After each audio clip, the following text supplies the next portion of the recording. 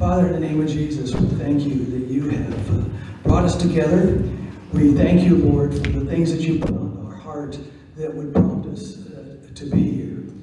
And Lord, we pray that you would take this time and use it for us, work in our hearts and our minds, enlighten us. And we pray, Lord, that your anointing would be on Joel as he speaks this today. And we pray, Lord, that the fellowship we have during the lunch break would glorify you. We pray all these things in Jesus' name. Amen. All right.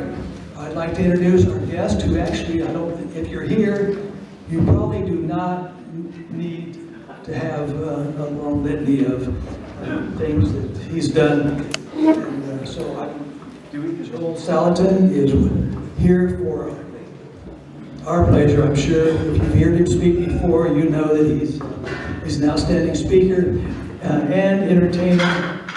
And,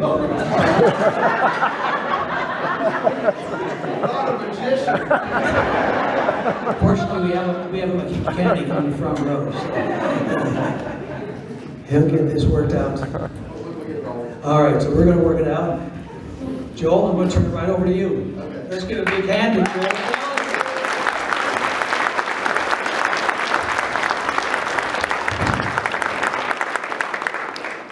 Okay, can everybody hear all right?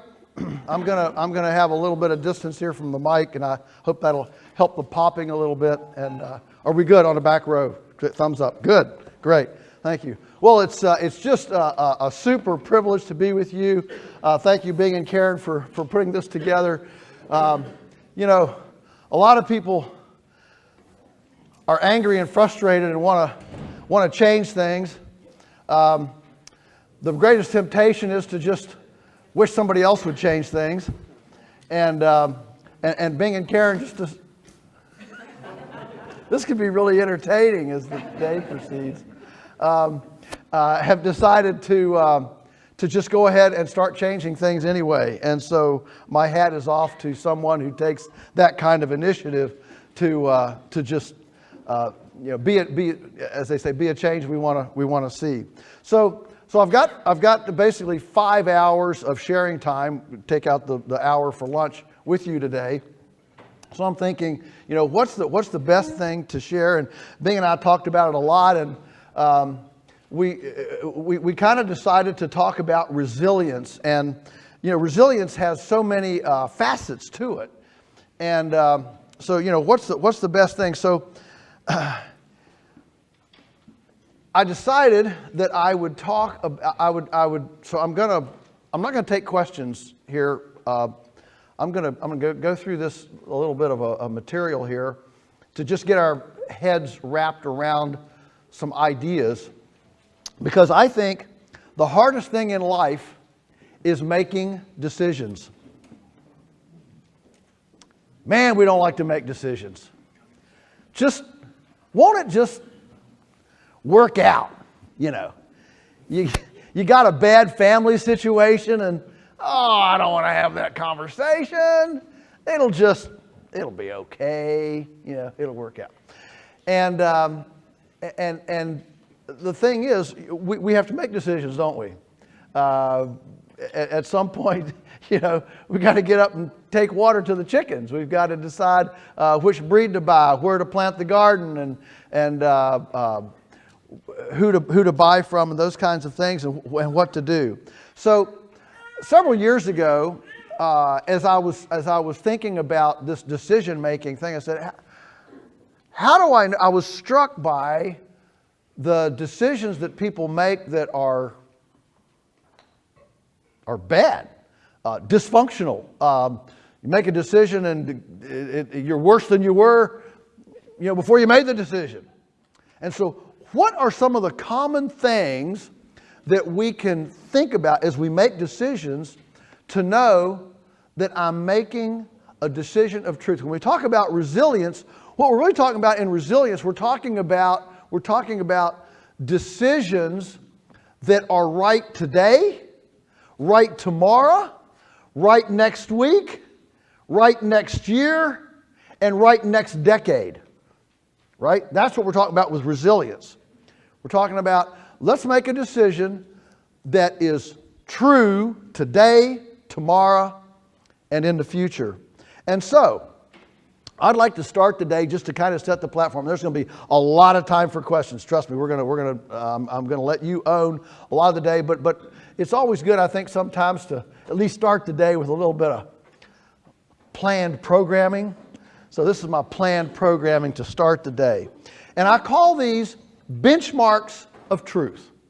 How do I know that the decision I'm making is of truth? Number one, I got 10 of these, if you're taking notes. The first one is it carbon building?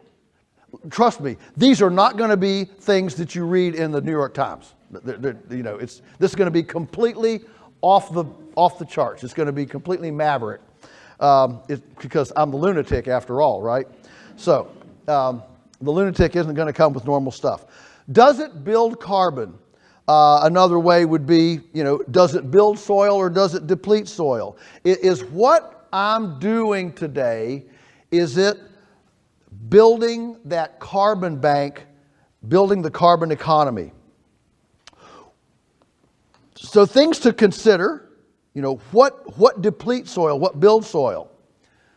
Well, the number one way to deplete soil, anybody know? Tillage. Bingo. That's a smart group here today. I can just go home. You just learn from each other. Tillage. Tillage is the number one. Now, why do we till? We till to grow annuals. Now, are annuals evil? Is tillage necessary evil? I don't want to get into that debate, but what I am going for is in our production, our homesteads, our farms, our lives, if you're not a farmer and you're here just as an eater, all of us are eaters, but some of us are eaters and farmers, am I patronizing a farm that is moving toward perennials versus annuals? Is it a food system that accentuates perennials rather than annuals? And when you think about it, I want you to think about it. In the U.S. right now, we have crop insurance. That's the new word for subsidies. Crop insurance sounds a lot more, palatable than subsidies. We subsidize or insure against failure 6 things, 6 commodities. You know what they are? Corn, soybeans, wheat. No, not oats. Rice, thank you. What is it? Cotton? Cotton, yes. One more. No, not tobacco. We used to, but not much anymore. No? No? Sugarcane. Sugarcane. When I go to Ohio, it's hard to think about sugarcane. But when I do this in Hawaii, they come up with sugarcane pretty quick. All right, so how many of those are perennials? None. So I want you to just think about, so as we sit here, we have our little individual decisions, but we're also part of a larger community. We're also part of an entire nation that has policy. So when I go through these benchmarks of truth, I don't want us to get lost in the fact that they're multi-level.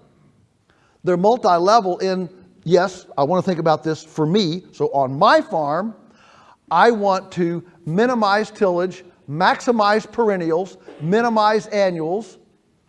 Okay? But also let's appreciate that as a nation, our official ag policy is to incentivize annuals, which are the number one way to deplete soil. See, annuals and perennials have completely different energy cycles. So an annual that has to be planted all the time extracts from the soil to make a big seed, nut, grain head, watermelon, fruit, okay? And it depletes the soil. The perennial doesn't depend on seeds for propagation. The perennial depends on root structure, okay? It's got to withstand droughts and blizzards and hot and cold and wind and rain. And so it pushes energy into the soil and builds root base. It builds resiliency in the soil around its roots, because it's not going to depend on some big pretty fruit or seed to be carried by a bird or a cow or a person who eats it in their excrement or their feathers and carries it and plants it somewhere, okay? And so that's why historically crop rotations were like 7-year crop rotations, 3 years of crops, 4 years of pasture, 3 years of crops, 4 years of pasture. And when everything was draft power, mules, oxen, horses,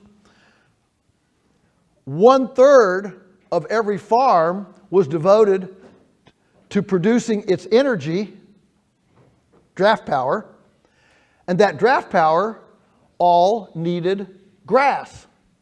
And so draft power, throughout human history, draft power put boundaries around what could be tilled and planted, because you needed perennial pasture to feed the farm's energy program, which was draft power. But when we discovered petroleum and chemical fertilizer and trucks and trains and all that, suddenly that inherent 1/3 of the land base that always had to be devoted to the farm producing their own power, now we can plant fence row to fence row, till the whole thing up. And we even have ag policy to incentivize and pay farmers to do this. And so our recklessness has been, no society in history has ever been able to be this rapidly reckless on this grand a scale on its land base. So, tillage and annuals. How about another, carbon building? We want integrated systems, not segregated. So, in the past, farms had to be highly integrated because they depended on animal manure to fertilize the crops, and there was a closed loop. And so there again, that multi-speciation and integration maintained a carbon, a carbon sink. Today, we've been able to segregate that. So we can buy the fertilizer from petroleum companies and ship it across the world to fertilize crops grown here, to be dried and shipped to feedlots over there, to grow animals in concentrated animal feeding operations, to be processed over here, to be shipped to Walmart, in Boston. And so we've been able to, for the first time in human history, with cheap transportation and distribution, we've been able to break the integrated, multi-speciated requirement and separate that. That's never been able to be done before, so that we've been able, instead of having closed loops, we have segregation. The next way to really build carbon, is it carbon building, is through pruning. What we want is carbon on plants. When I say carbon, I'm being pretty all-inclusive here. Essentially, the sun shines and photosynthesis, the plant inhales carbon dioxide, exhales the oxygen, and sequesters the carbon. So the plant splits off the carbon from the carbon dioxide and metabolizes the carbon, exhales the oxygen. We breathe in oxygen and exhale carbon dioxide. So the plant-animal relationship is a pretty big deal. But this carbon, these plants get old and die. They don't live forever, and especially grass. And so what we want is to prune these plants to keep them freshened up, to keep them growing at a rapid pace. Because plants go through the same kind of cycle people do. You know, you're born, are they ever going to get out of diapers? You know, and in teenage years, oh, I got to put a brick on his head to keep him from, you know, growing out of his pants. And then finally adulthood, and then into senescence. I call, you know, so grass grows in a sigmoid curve. See my S, okay? Starts slow, fast, slows. I call this diaper grass, teenage grass, nursing home grass.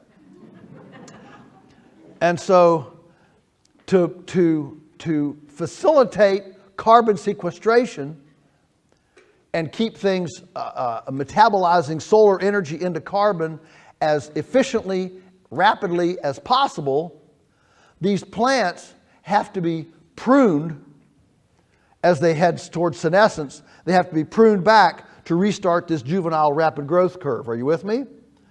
And that's why I'm trying to rid my vocabulary of grazing, because grazing is now, you know, it's a pejorative term, okay? So now I like the word pruning, because pruning is actually what the herbivore does and why the planet has so many herbivores. Think about them. I mean, giraffes, elephants. It's too early in the day to be doing that kind of thing. Reindeer, you know, of course, the bison, wildebeest on the Serengeti, cows, sheep, goats, all right, groundhogs, alpacas, llamas, you know, guinea pigs. I mean, what in the world does the planet have so many herbivores for? The reason for the herbivore is to prune this forage to restart it. Does anybody think that pruning a vineyard is a bad thing? No. In fact, a viticulturalist who didn't prune a vineyard, we say, well, that guy's kind of negligent, right? Or an orchardist, an apple, you know, if you go by in May and see an unpruned apple orchard, you say, huh, somebody must have abandoned that thing. Somebody's not taking care of business. They're not pruning it. But somehow when a cow comes along and prunes a grass plant, we say she's going to burp and fart and we're all going to be crispy critters next week. So that's why I like the word pruning, because pruning has a very positive connotation, whereas now grazing has fallen into ill repute.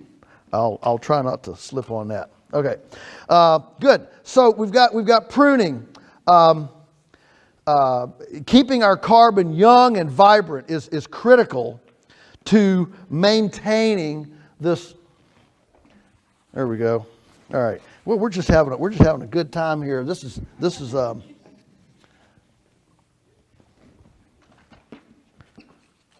the way life really is. Sometimes the cows get out.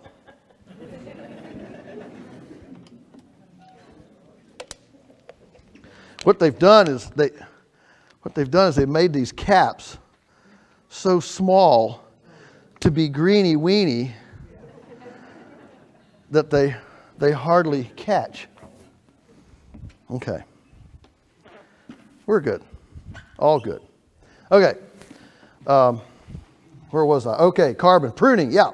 So is my food system, is the ultimate food system actually building carbon or not building carbon? Think about trees.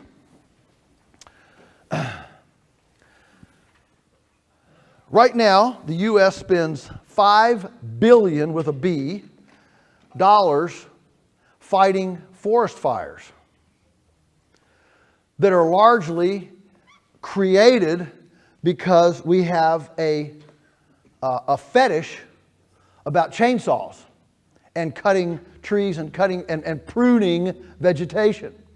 So we let it build and build and build, and then we have this conflagration. Everybody's house burns down and people die, and you know, cars are burned up, and it's all a real great news story. So what would a good carbon economy be? A good carbon economy would say, you know what? Let's instead of burning all this stuff, let's harvest it before it burns and compost it all. When people say, oh, there's no way that we can eliminate chemical fertilizers in America. Oh my goodness. We burn enough biomass to carbonize, I don't know what the right suffix is, but anyway, to get carbon on every acre of land if we wanted to do it. But no, what we've got is we've got people to say, no, we can't shut all the chainsaws down. Al Gore, chainsaws are the worst tool ever invented. Let me tell you something. I hope he goes and lives in a house with no wood in it. I'm of the opinion that if we are at peak oil and there's only one more gallon of gas on the planet, I want it run through my chainsaw. We can actually, with chippers and chainsaws, we can actually harvest this biomass prior to burning, prior to loss, and we can replace all of the chemical fertilizer in the entire country.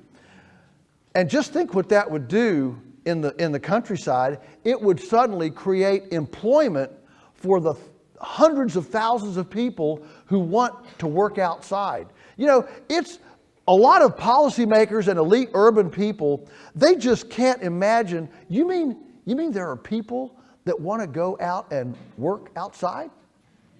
I mean, do they exist? They do. Business surveys say 40%, ready for this? 40% of people want to work with their hands, have calluses and splinters, and do something visceral. I mean, imagine that.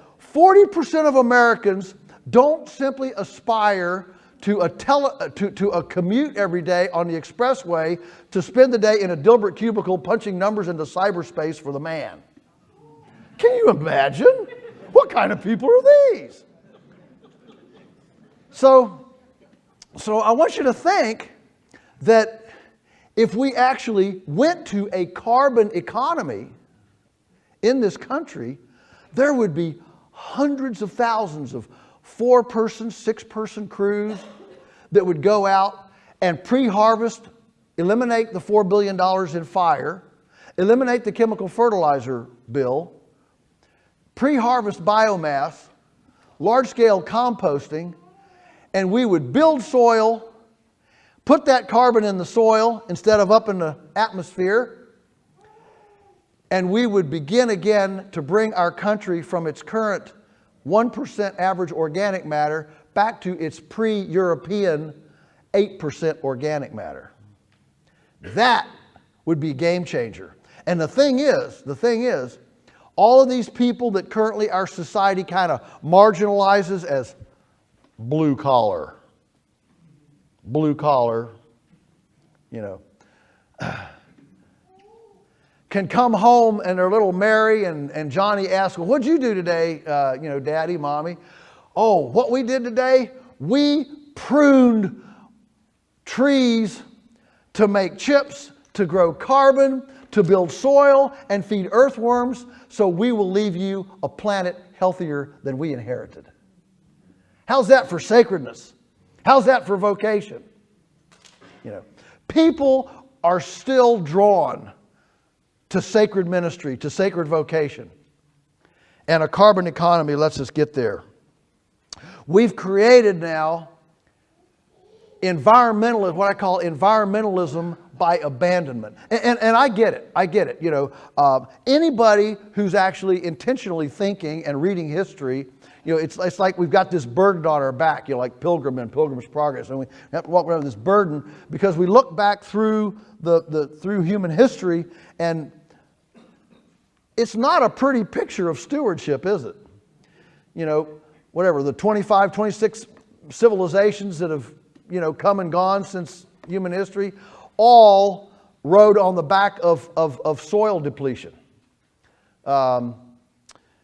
You know, I just returned from a week in Israel, and I'll tell you what, 2,000 years of the Ottomans and the Babylonians and the Phoenicians and the Philistines and everything else through there. I mean, and the Israelites that didn't adhere to anything. And I mean, the place is I was there meeting with these farmers and I'm looking out over their land, and I'm intimidated.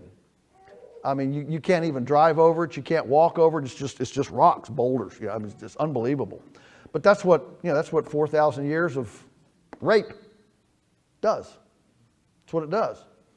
And so I get the guilt, the consternation, the burden of a thinking, caring person.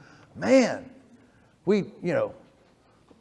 every time we touch the earth, we mess it up. Well, maybe we better just not touch it anymore. And the only way to be an environmental steward is to abandon nature and turn everything into parks and preserves and wildlife, refuges and blah, blah, blah. And we have environmentalism by abandonment. So I get why I suffer the same problem. But I have a different take. Okay, let's repent in sackcloth and ashes. I repent for everything my ancestors have done, all those terrible civilizations, all that they did. I repent. All right. Then you get up and you dust yourself off and you say, okay, now let's take this intellect and this mechanical ability, opposing thumbs, and let's take what has hurt and let's turn it into healing. The same energy that can hurt can also heal. And then we become environmentalists by participation instead of environmentalists by abandonment. So strategic use, so people ask me, well, what should we use petroleum for? Chainsaws. Biomass work, chipping. Yeah, so on our farm, we haven't ever bought a bag of chemical fertilizer. What we do have is a big Vermeer chipper that can chip 19-inch material. You can huck a 40-foot tree in it and it just, and we get, a cubic yard of chips in 2 minutes. That's our fertilizer factory, okay?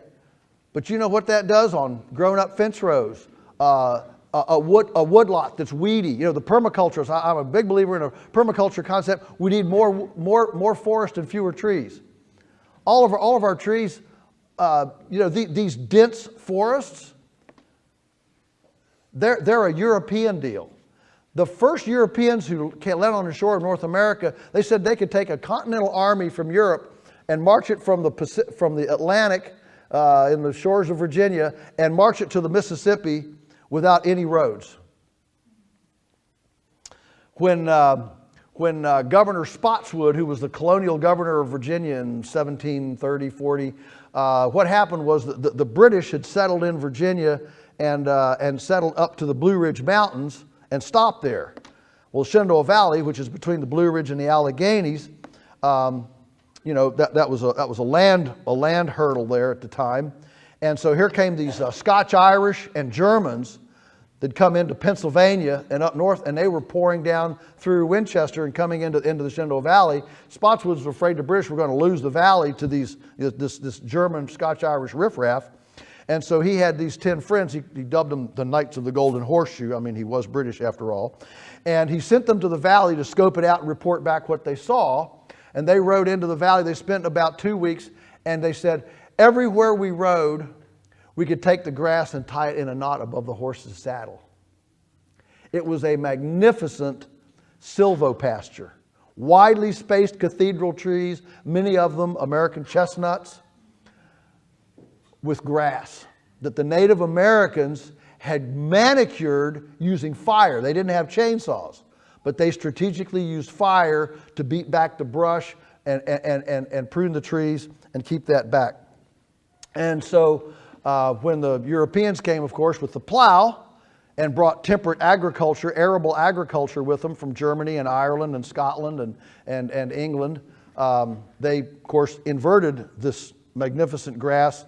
And by the time we came in 1961, between 3 and 8 feet of topsoil had washed away. And and you guys here in Ohio are blessed that you've had 100 years fewer rape than we did in Virginia. Add 100 years on to where you're headed, and you'll probably be where we are in 100 years. You can come and visit us, and you can see, in the valley what it'll look like in 100 years.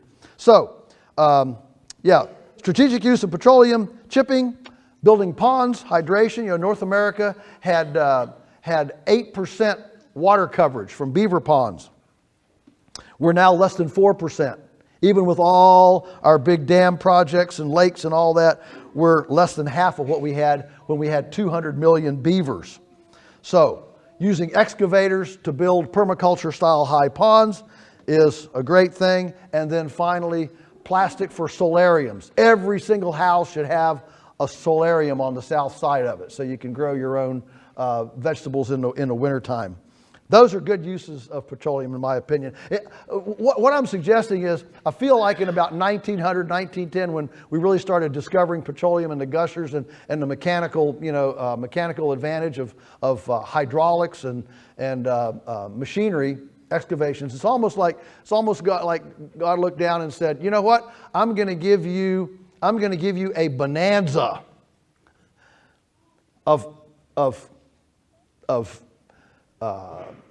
a bonanza capability to redeem, to rectify everything that you've messed up."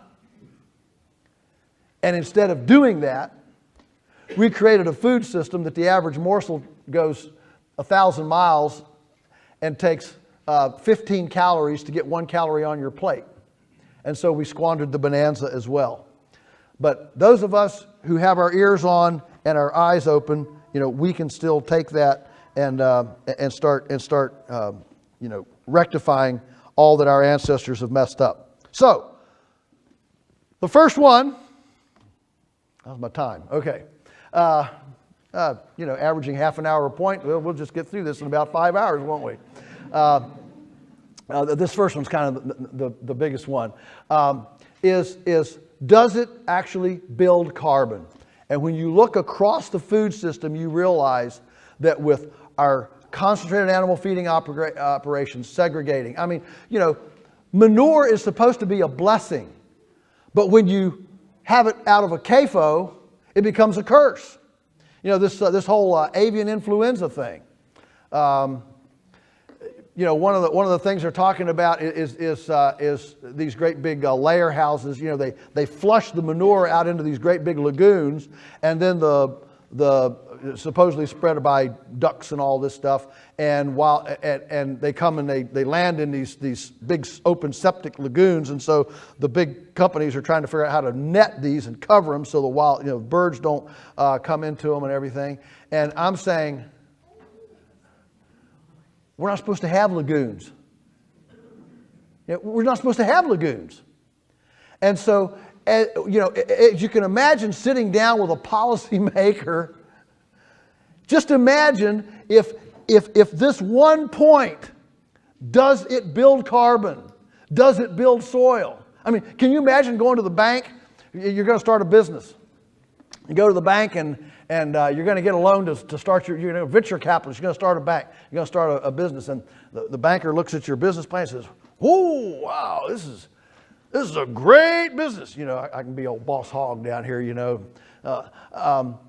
I am from the South, And so this is, he pumps on his cigar a little bit. This is a great business plan. This is business. We say business down in Virginia. And what kind of business is this? And you can get a book on how to talk Virginian. And this is a great business plan. In fact, I'd like to be your partner. I'd like to be your partner. We're going to be millionaires. But I got one question before I write the check. What's this going to do to the earthworms in our community? Can you imagine? But does anybody sitting here think that Wall Street is more important than the health of our earthworms? We all know everything we see is dependent on the soil, the organic matter. The wealth of this nation is not at Wall Street. It's not at Chase Manhattan. It's not in the Federal Reserve, no matter what Janet Yellen says.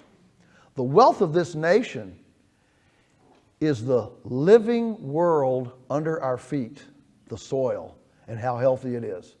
And every civilization in history has risen and collapsed on the back of its soil equity. And if we don't make that number one in our decision, we're going to make bad decisions. That even comes down to our individual homesteads, our backyards, our farms. All right, number two. Ready for number two? Child-friendly. Child-friendly. Is it transparent, open-sourced, shareable? Is it child captivating? On our farms, lands, on our food production systems, they should be aesthetically and aromatically, sensually romantic. Is a class of kindergartners attracted to our food system? You know, Michael Pollan, when he wrote Omnivore's Dilemma, he pointed out, he said that if we had glass on all of our concentrated animal feeding operations instead of opaque walls, it would fundamentally change the food system in America. And, by the way, take down the no trespassing, and you've got to put on a hazmat suit and walk through sheep dip to get here. If you got to put on a hazmat suit and a sheep dip to go visit your food, you might not want to eat it. And so, a respectable farm puts up no trespassing signs, sign in, sign out. On our farm, we have a 24/7, 365 open door policy. Anyone can come from anywhere in the world to see anything, anytime, anywhere unannounced. That's our commitment. I was in Australia and saw a wonderful, wonderful farm sign. As I approached the farm, it looked like a no trespassing sign. But as I got closer, you know what it said? It says, "Trespassers will be impressed." I love that sign. I love that. All right. So what does child-friendly mean? It means that it's a place where people, visitors, want to come. They want to participate. They want to learn. I mean, think about this for a minute. Right now, the poultry industry, and I'm of course picking on the poultry industry because of all this avian flu nutso going on. Right now, the poultry industry says not only are people a liability, they're requiring their workers to shower in and shower out. Can you imagine? Talk about the wasted time. In order to go into the chickens, I've got to shower before I go in. When I come out, I've got to shower when I come out. Can you imagine running a farm like that? I mean, I can't imagine having to shower in, shower out of a chicken house. That's crazy. I mean, just intuitively, it's crazy. So people are bad. If we could figure out how to run this without people, it'd be good. Think about that. Think about the philosophy that says we don't want people involved in our food. Well, who's going to eat it? I mean, just meditate on that a little bit. We're raising this for people, but we don't want people to see it. We don't want people to smell it. We don't want people to touch it, but people are going to eat it. Boy, there's a lot of accountability there.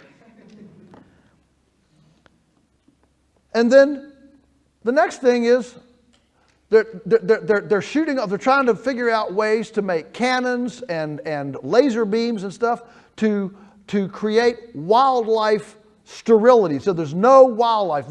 It's these oldies. It's these mallards. These mallards. These ducks. These robins. These red-winged blackbirds. Just despicable. Birds. Birds. Wildlife. It's just terrible. And so we've got these, the whole idea is to create, sterility zones. Listen, let me tell you something. Anytime a food production system views wildlife as a liability, that's an untruthful system. Now, on our farm, we do have wildlife occasionally that exceeds its use. And those of you who've raised chickens, you know what I'm talking about. Now, we try to do everything possible to create a wonderful habitat. So we fence out the woods from the cows, so it has a nice big leaf litter, lots of chipmunks and moles and voles and squirrels and things to feed the carnivorous wildlife.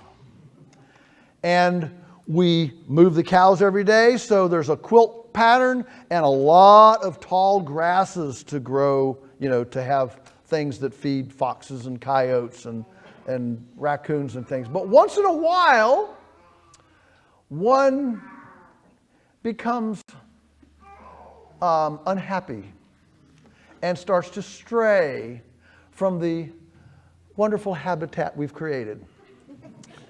And when that happens, it's the 3 S's, baby: shoot, shovel, and shut up.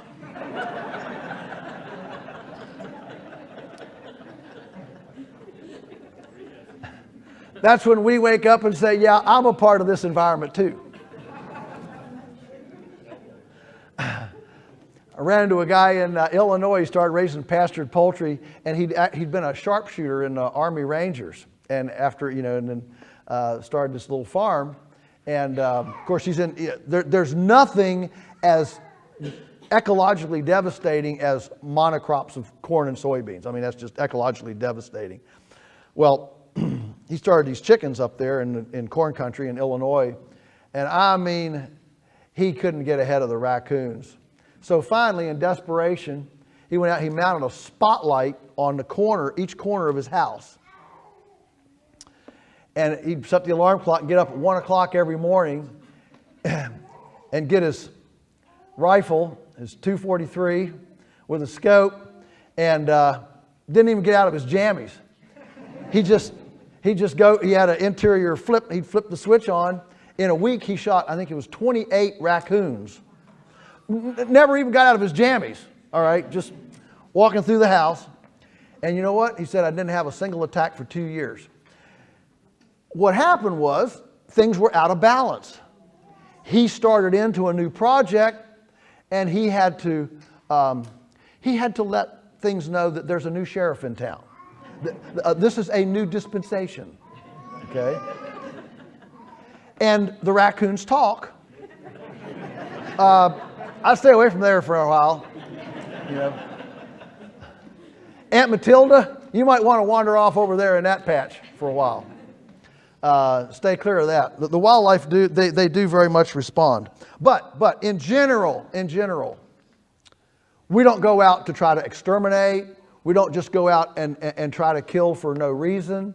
We want to coexist as much as possible and make a habitat that welcomes to all. And we certainly don't view ponds and ducks and geese as a hazard. Child friendly. How about friendly? So friendly for visitors. How about friendly for farm kids? For your own children?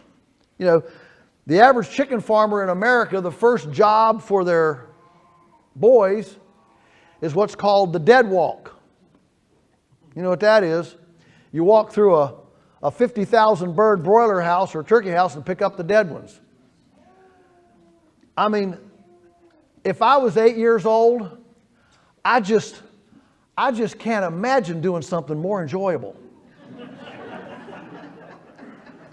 Wouldn't that just make you want to be a farmer?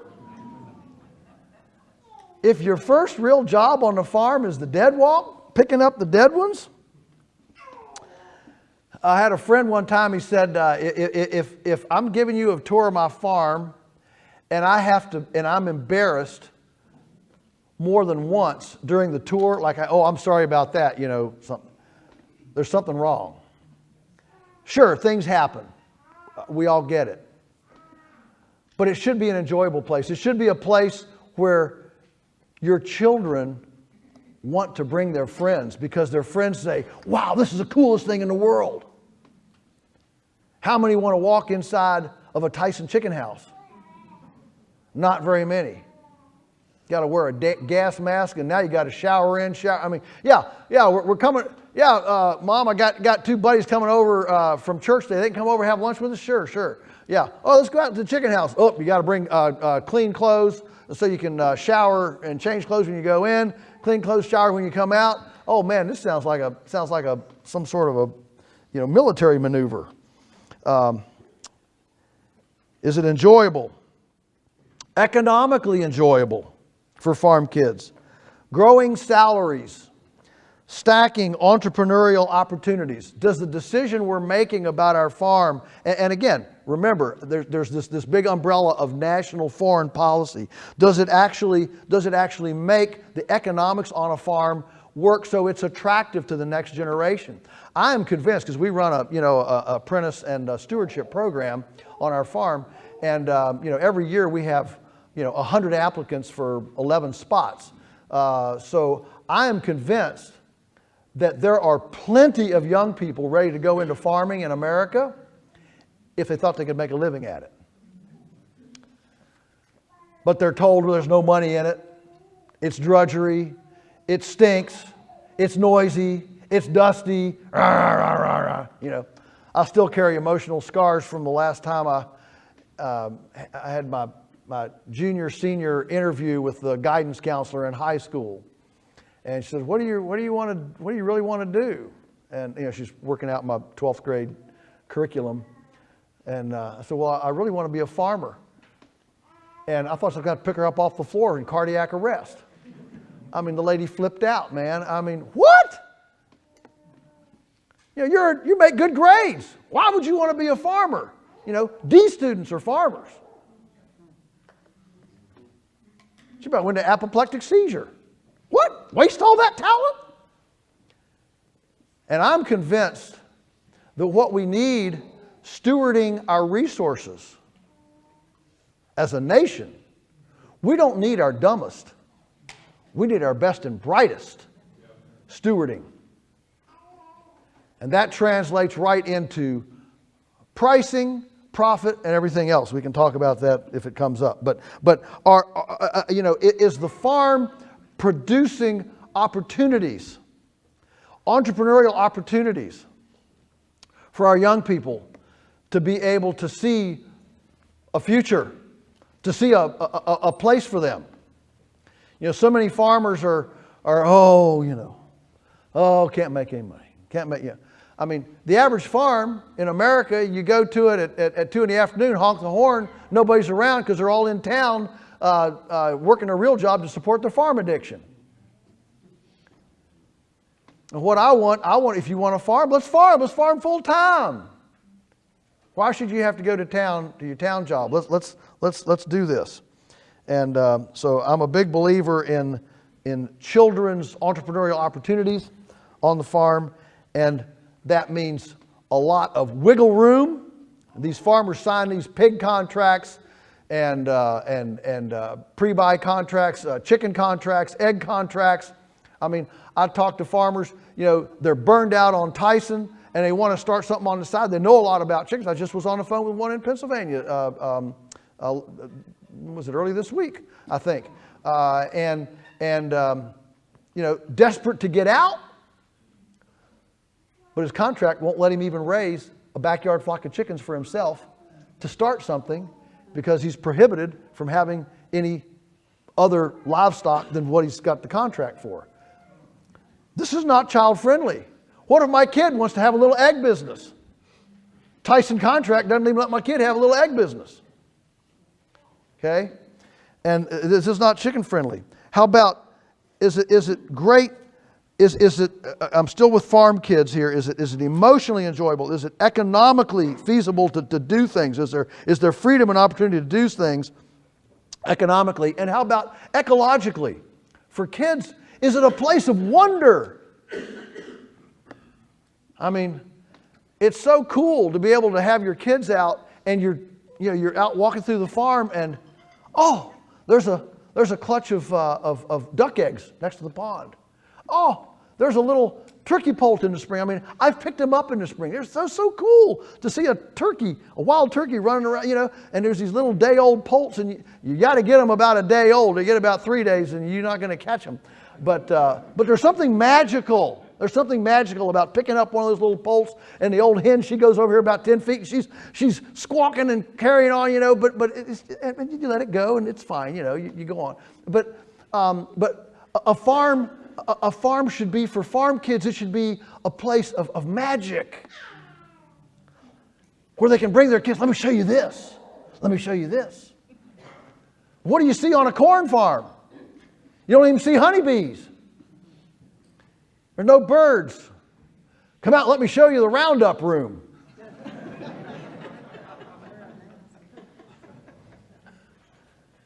Okay? A farm should be a magic kingdom. Should be an object lesson of abundance, diversity, synergy, symbiosis. And then, are there things on the farm that are as easy for kids to do as adults? We believe in starting them early. And think about gathering eggs. A 3-year-old can gather eggs. Well, you kind of have to watch him a little bit as he drops his phone. Kids can drop eggs. But we've got to make places for kids to be productive. And how many kids are kept from the farm because there's too much equipment? It's too dangerous. You might fall in the grain bin. How many farm kids have died in manure lagoons? You know what? I've never heard of a kid drowning in a compost pile. Ever. Okay? So from a safety perspective, less equipment, more human management, more beauty, more mystery, more magic. That's what we want to make for our farms. That's child-friendly. It's visitor-friendly. And it's a wonderful place to be when the kids think the farm is a place of magic instead of a place of dust and embarrassment for their friends. And these things that kids can do to be productive bring self-actualization to kids. How does a person develop their affirmation, their self-worth? They do it by accomplishing meaningful things. Not make work, not playing video games, but actual needful things. Kids know when what they've done has been viscerally helpful. Okay? And so having it child friendly is a big deal. All right, number 3. Benchmark of truth. Being honoring. This is a hyphenated. Being honoring. I don't mean trying to be honoring. I mean being honoring, as in honoring and respecting the pigness of pigs. Okay? To where the beings on the farm, be they tomato plants, pigs, chickens, or apricot trees, those beings, and the actinomycetes, the gibberellins, the mycorrhizae, the fungi, the protozoa, the nematode, the beings are honored for their beingness and respected in their niche, in their beingness. This is where we move to understanding self-actualization. I want to get all, too woo-woo and mystical on you, but I will tell you this, that a farm, an ethic, a morality that views pigs as just inanimate piles of protoplasmic structure to be manipulated however clever hubris can manipulate them, will soon view other life, including people, the same way. And so when we make our decisions, we want to make our decisions that create a place for all the beings in the food system on our farm, all the beings to be able to self-actualize to their greatest physiological and phenotypical expression of themselves. Okay? I mean, think about how we've chosen tomato cultivars for the last 40 years. We've not been, we as a nation, we've not been choosing tomatoes for their nutrition, taste, juiciness. We've been choosing tomatoes for their shippability. You know, so all the cultivars we've been choosing on a commercial basis have all been, you know, can this tomato rattle around in the back of a truck for 2,000 miles, you know, between the San Joaquin Valley and, where am I? Deerfield, Ohio. Okay? And when that's the criteria for picking your cultivar, you're going to have a cardboard tomato. Have you eaten tomato out of the supermarket lately? Yeah. Oh my goodness. You might as well just bite into a cardboard box. But you get one in your backyard, juice runs down your elbow, okay? Now that's a tomato, okay? It's like the Crocodile Dundee. Now that's a knife. Yeah. That's a tomato, okay? But this means creating places where all those beings are able to express their individuality, their specialness, their distinctiveness. Okay? This includes the people on the farm. Boy, now this really gets to be an interesting place. Because we want to create a platform that allows mom, dad, kids, non-family, staff, whatever, to fill their niche, to fill their place of mission and ministry that fully complements their personality, their passion, their talent, their heart, their skill. So on our farm, we don't have anybody that works by the hour, hourly worker. No. We have fiefdoms. We want to carve out fiefdoms. We like, who doesn't want a fiefdom? Don't you want to have a fiefdom? Yeah, we all want to be royalty and dukes and nobles ruling our fiefdom. Well, how do you do that? You create spheres of autonomy, responsibility, and authority. So it's not just a corporate structure. It's a germination tray for each person involved in the farm to come to achieve their own personal place. And so we have an open door policy with our young people. If you want to stay, we're not responsible for making a job. We don't believe in making jobs. We make a germination tray for you to plant your ministry. Okay? And then you own it. I'll give you a couple of examples. We had an apprentice that wanted to stay. I said, well, Bree, how are you gonna make a living? She said, well, she loved kids. She was an L.Ed major in her former life. And she said, you know, we should be doing farm tours for kids. I mean, we have the coolest farm in the world, and we don't even do school tours. I said, okay, you're in charge. You're not an employee. This is your business. Now, I helped her name it. We named it Grass Stains Tours. So we now do Grass Stains Tours. And she developed the curriculum, did the marketing, obviously jumped onto our website. But there was no guarantee of success and no guarantee of income. I love working with people who want to share risk. I don't like working with people who don't want to share risk. If you're just going to punch a time clock and I'm going to take all the risk, that's no good. Okay? And so she built this thing and kids started coming. She contacted schools and let the word get out. Next thing you know, here we've got school buses coming, we got kids coming, got another whole enterprise going on. Guess what? They take flyers home to their parents.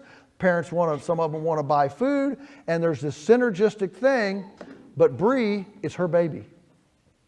Okay? Completely different than if we say, we're going to start this, we're going to hire you for $15 an hour to run it. Completely different. So her income rose and fell based on her own success in this thing. Now, guess what? When we get together as a team and have our team meetings, now we've got true stakeholders that share risk. So we rent a couple farms in the area, and somebody wants to stay. Okay, I'll let you run that farm. Well, what do you want to do? Well, I want to raise a batch of turkeys, have a herd of cows, run 2 groups of pigs, raise 4,000 broilers, and what we've got an opportunity sheet. All right, so through time and motion studies, we've got the value of all these different activities that we do. What's it worth to raise a chicken? What's it worth to move a set of pigs? What's it worth to caretake a group of cows? What's all those worth? What's a dozen eggs worth?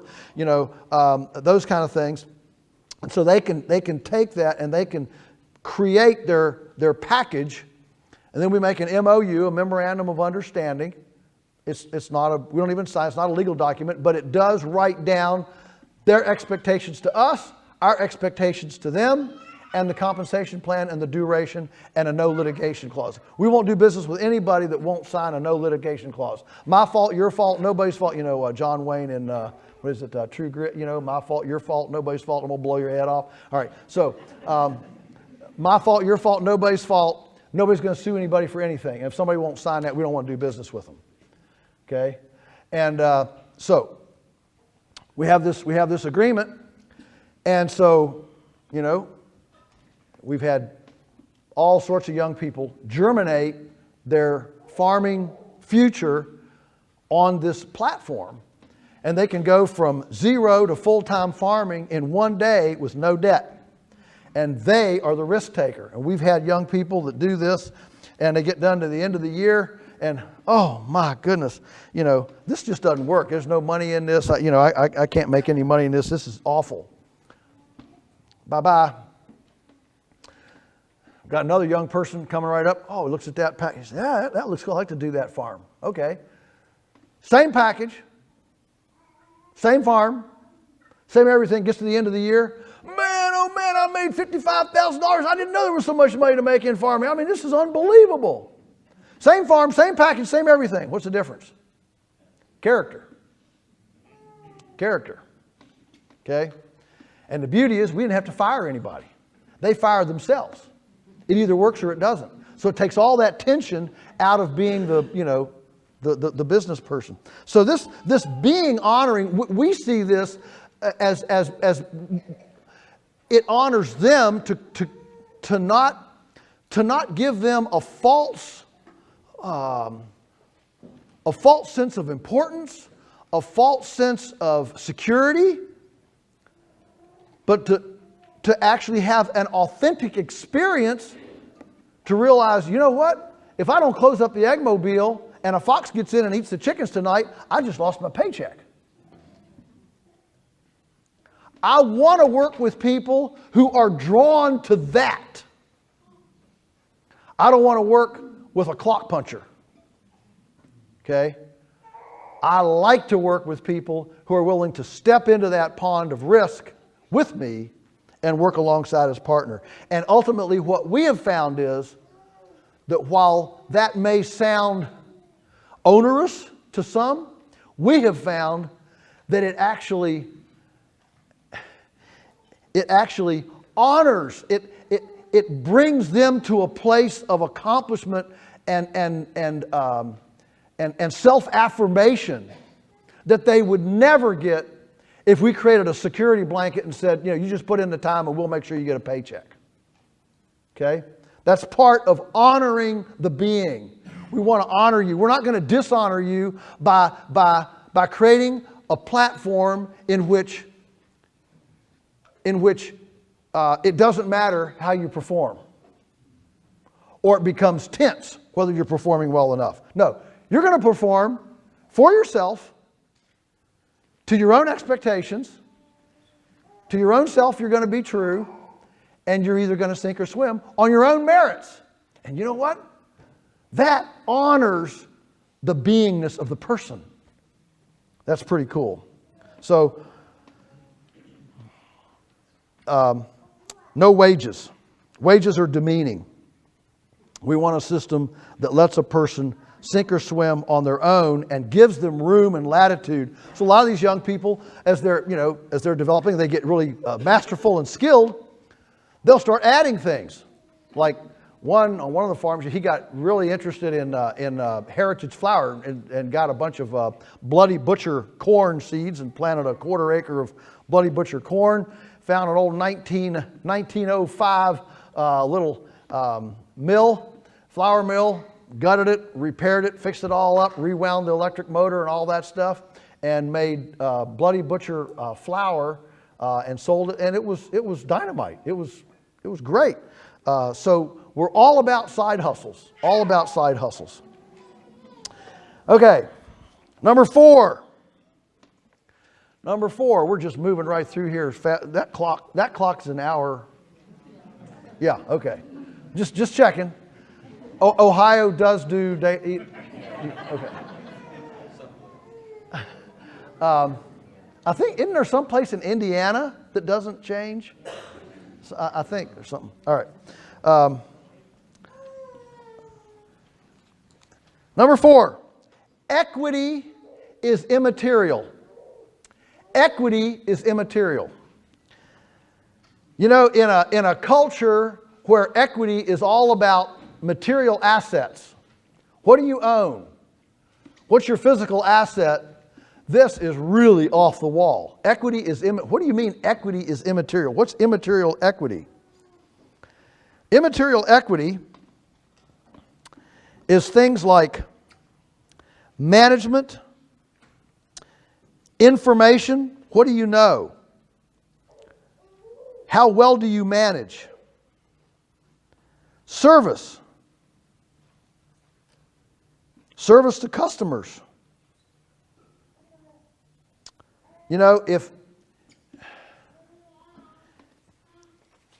If the airlines put as much attention on service equity as buying new airplanes, whoever will do that will dominate the whole airline industry. Do you just love calling a robot? Punch 1, punch 2, punch 3. I mean, it's dehumanizing.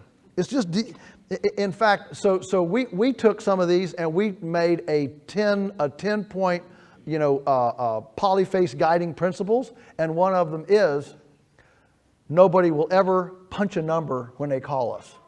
You either get an answering machine, if nobody's there to answer, you get an answering machine, or a voice answers the phone. There's no 1, 2, 3, 4 AI, robot. I just find it, well, maybe it's because it's my fetish and I can't stand it. But here's the thing. They never give you the option that you want. You listen to this menu, right? You listen to this menu and, well, it's kind of like this, but not really. So I'm waiting for the next one. And, no, that's not it. Wait till that. That's a little bit like, but it's not really.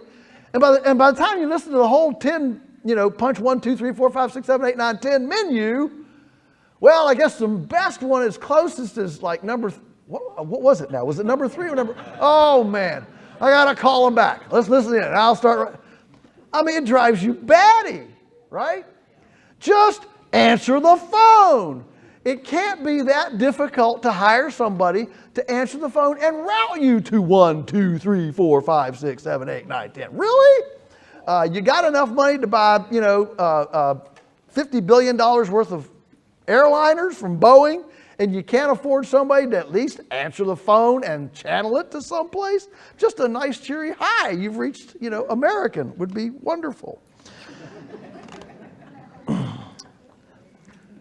So think about, as we make decisions, think about, is this moving equity, is this making my equity pool in the immaterial increase? Not the material, not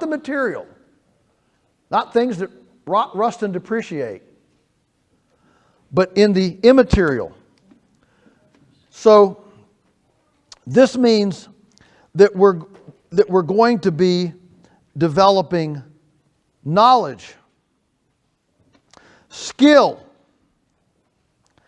patrons. None of those can be foreclosed on. I've never met a banker yet that says, I'm going to put a lien on your knowledge, or I'm going to foreclose on your skill. See, what we need is we need a society in which prophets are as valuable as technicians.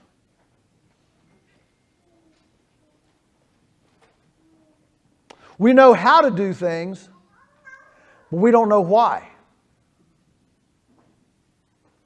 I mean, it's like imagine an airplane goes down in the jungle, Brazil, and but it goes down gentle. The pilot was really good, not too many casualties. So the survivors, they clamber out of the plane, and where's civilization? And somebody says, well, there's a village, 10 miles that way. So they pull out their machetes. I mean, they were flying over the jungle, so they all have machetes. Just stay with the story. Don't try to. So they start hacking their way through the jungle, right? And they're making great progress. And the prophet among them says, I'm gonna climb up this tree and see if we're going the right direction. So he shinnies up a tall tree, looks out there. They're heading out this way. He looks over, and the village is over here. Hey, the village is over here. What does everybody do? Shut up, man! Look at all the progress we're making. That's what happens when you have a society of technicians and you minimize prophets. It's the prophets and poets that create direction, that ask questions like, just because we can, should we? It's one of the most profound questions in history. Just because we can, should we?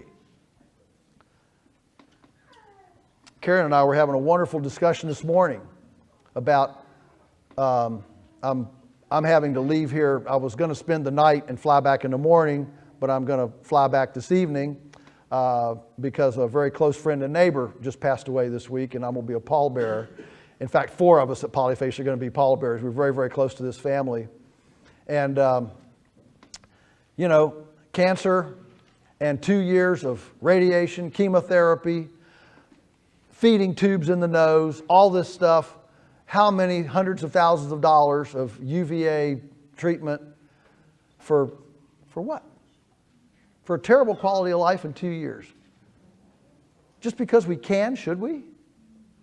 No, I'm not for, well, let me go out and shoot you, No, I'm not into that, but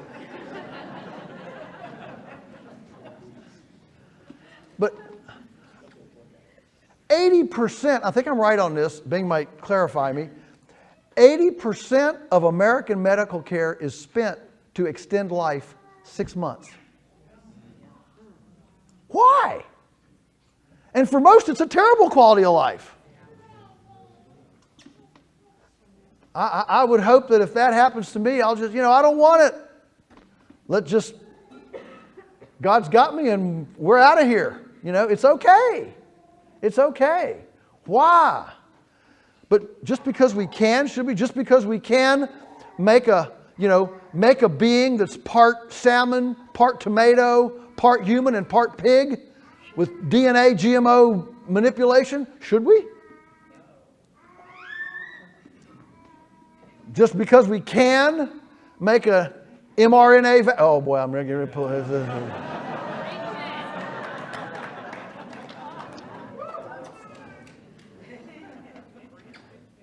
Just because we can close down all the schools, should we? These things, what happens is that when you have a society, and listen, our society, I love America. I'm a red-blooded American. I love our freedoms. I travel all over the world. And man, I cry every time I walk in and see that American flag. And I come in, I see those INS agents, you give them your passport. I just smile and say, man, I'm so glad to be home. I don't care where it is in the world. I'd rather be here than any place else. But I am embarrassed. I'm embarrassed at our lack of moral compass. And our cleverness scares me of what we're able to do.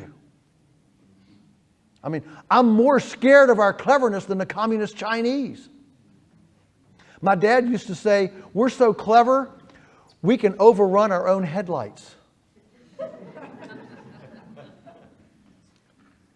We can invent things that we can't spiritually, physically, or mentally metabolize. So we make our inventions, and then we spend 2 generations trying to figure out how to fix what went wrong from the invention. DDT. Velveeta cheese.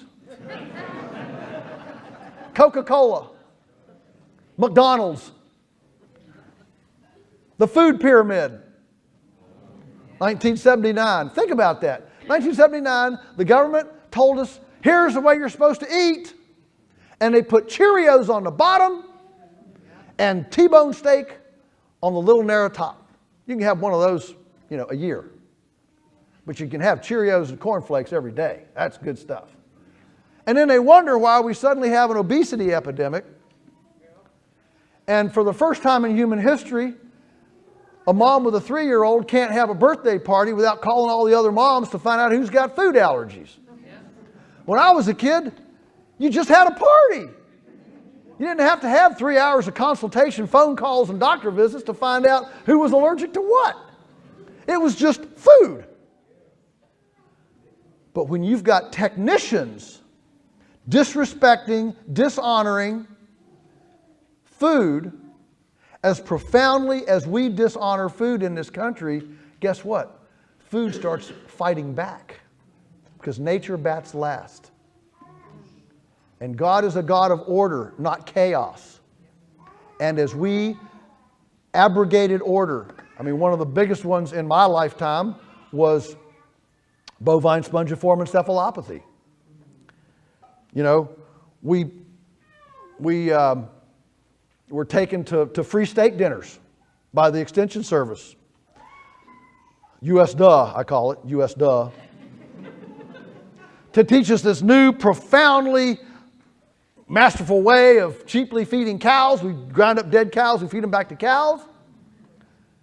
We didn't buy into it, not because we hated science, not because we hated technology, not because we hated progress, and not because we wanted expensive beef. We didn't buy into it because I looked around the planet and I said, where does an herbivore eat carrion? It doesn't exist.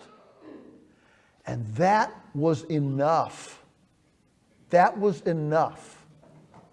Now, I didn't know that there would be bovine spongiform encephalopathy 30 years later. Nature has a pretty forgiving spirit sometimes. It can take a lot of abuse before it finally cracks. Took about 30 years, but sure enough, suddenly we had, the layman calls it mad cow. if you really want to sound smart, learn how to say bovine spongiform encephalopathy. I practice in front of a mirror. Okay. I'm not that smart. I just practice and learn how to say these things. And then, and it makes you sound smart. I don't know anything about it. All I know is I can say it. And that's all you got to do. Right. But no, really, we have marginalized our prophets, and we have lionized our technicians. And when technicians override the prophets, boy, you can invent some pretty amazing things that aren't good for us. The prophets create the boundaries around the cleverness of the technicians. Innovators need to be as valued as managers. Innovators need to be as valued as managers. That's where equity is immaterial. Managers are good, but innovators are just important. And innovators are both innovators of things, and I would suggest innovators of ideas. Like the idea that maybe COVID came from a Wuhan lab. That's an innovative idea. Maybe we shouldn't censor that. Maybe we shouldn't call it disinformation. Maybe we should let it percolate through society and let people make their own decisions instead of managing the media, managing the narrative.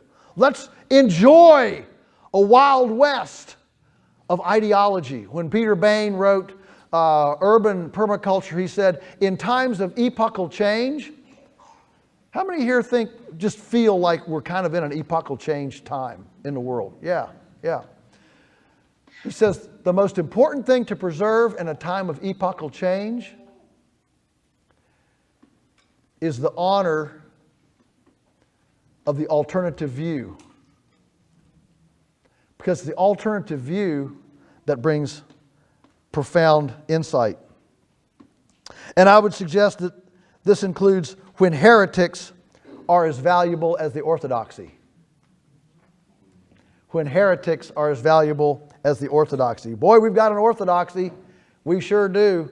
I spoke at Stanford a couple years ago, and I'm riding around in a golf cart with the dean of the school that had me come and speak at Stanford, and we drive by this building, and it was just after Condoleezza Rice and Donald Rumsfeld were added to their trustee board emeritus, and so their freshly etched names were in the cornerstone of this building. And as we drove by, she spat. Oh, look at that! It's awful. Rumsfeld and Condoleezza Rice on it. Oh, it's awful. I just looked at her and I said, I thought you were into diversity. I said, oh, only a certain kind of diversity.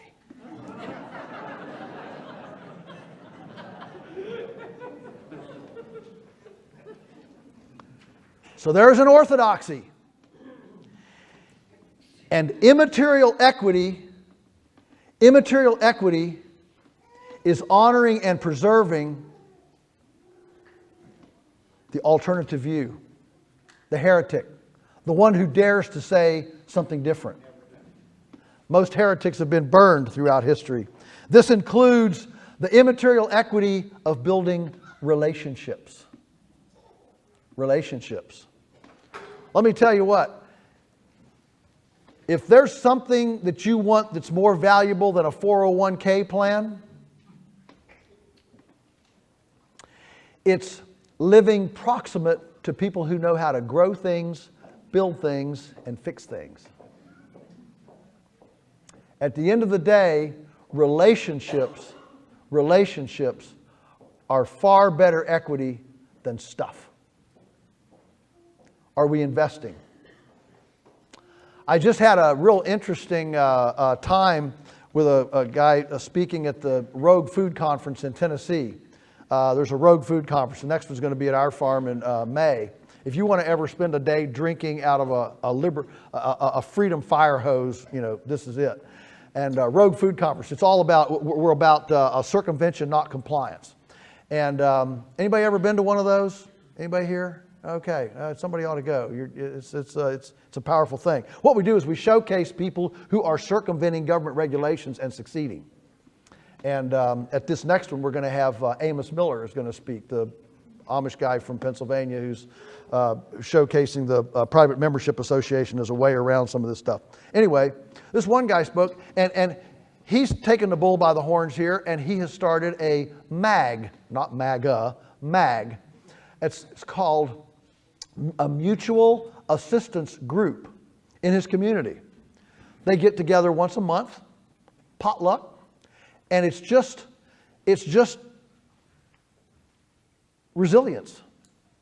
It's just, I got your back. For example, somebody gets fired for not taking a jab during COVID. What are your monthly expenses? Okay, we'll pass a hat and we'll pick them up for 3 months while you get back on your feet. Is that not cool? So they do everything from, personal self-defense, which firearm shoots bureaucrats better, those kinds of things.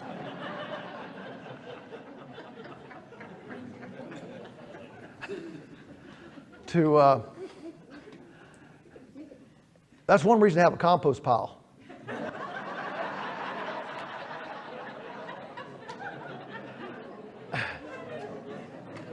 So, the old shoot, shovel, and shut up method. We have all these kids tour the farm.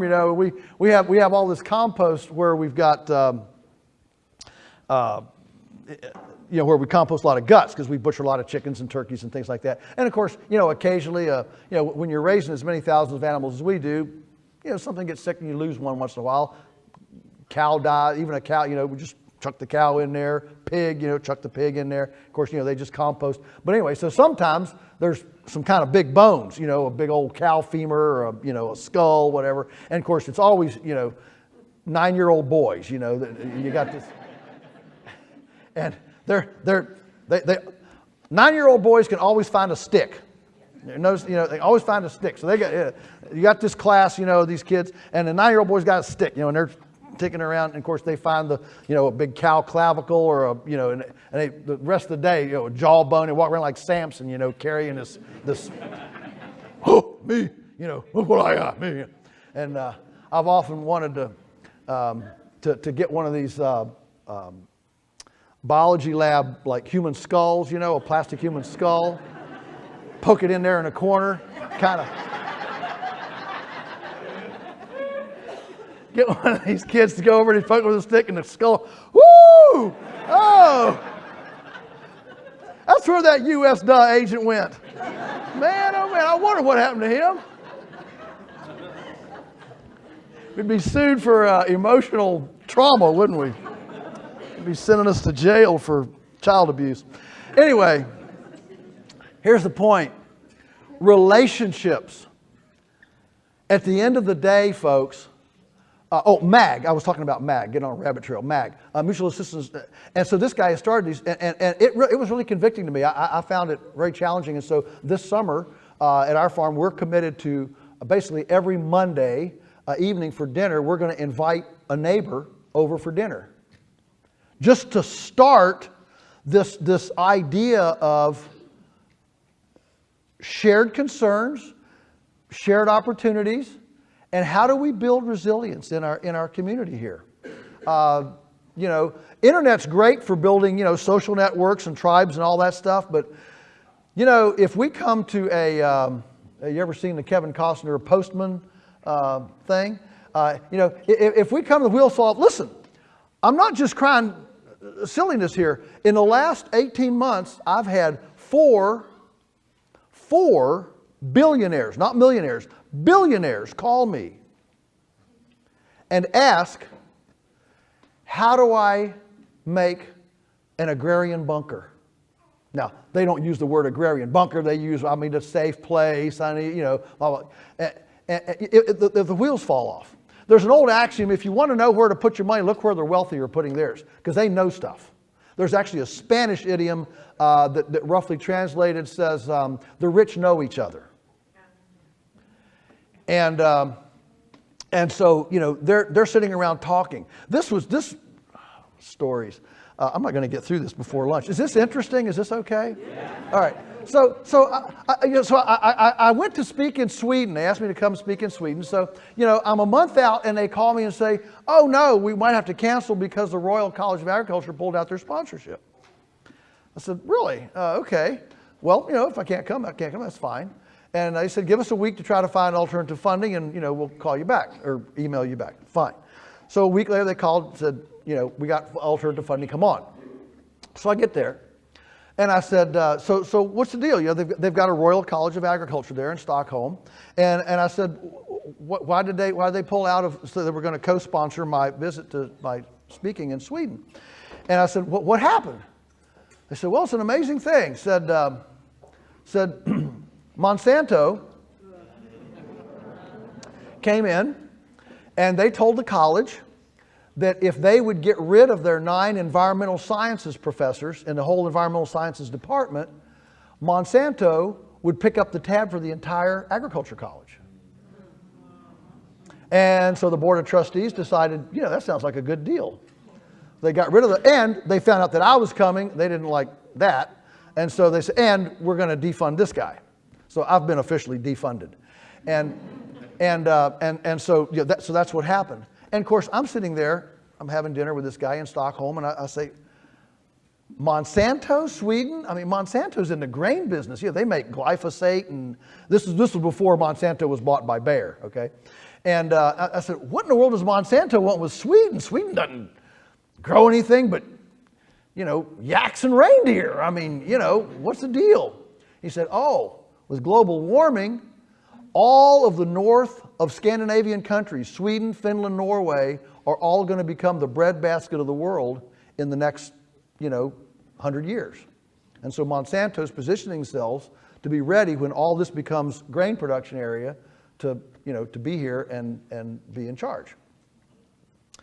And it struck me, now I don't want to get into a big debate about global warming, but it struck me at the moment, so that's what they talk about.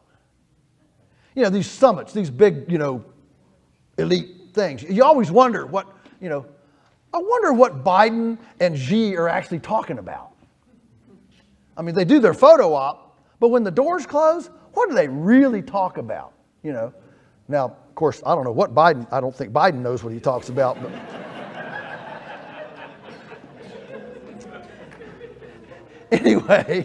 Anyway, my point is, it was an aha for me to realize at these levels, there are people.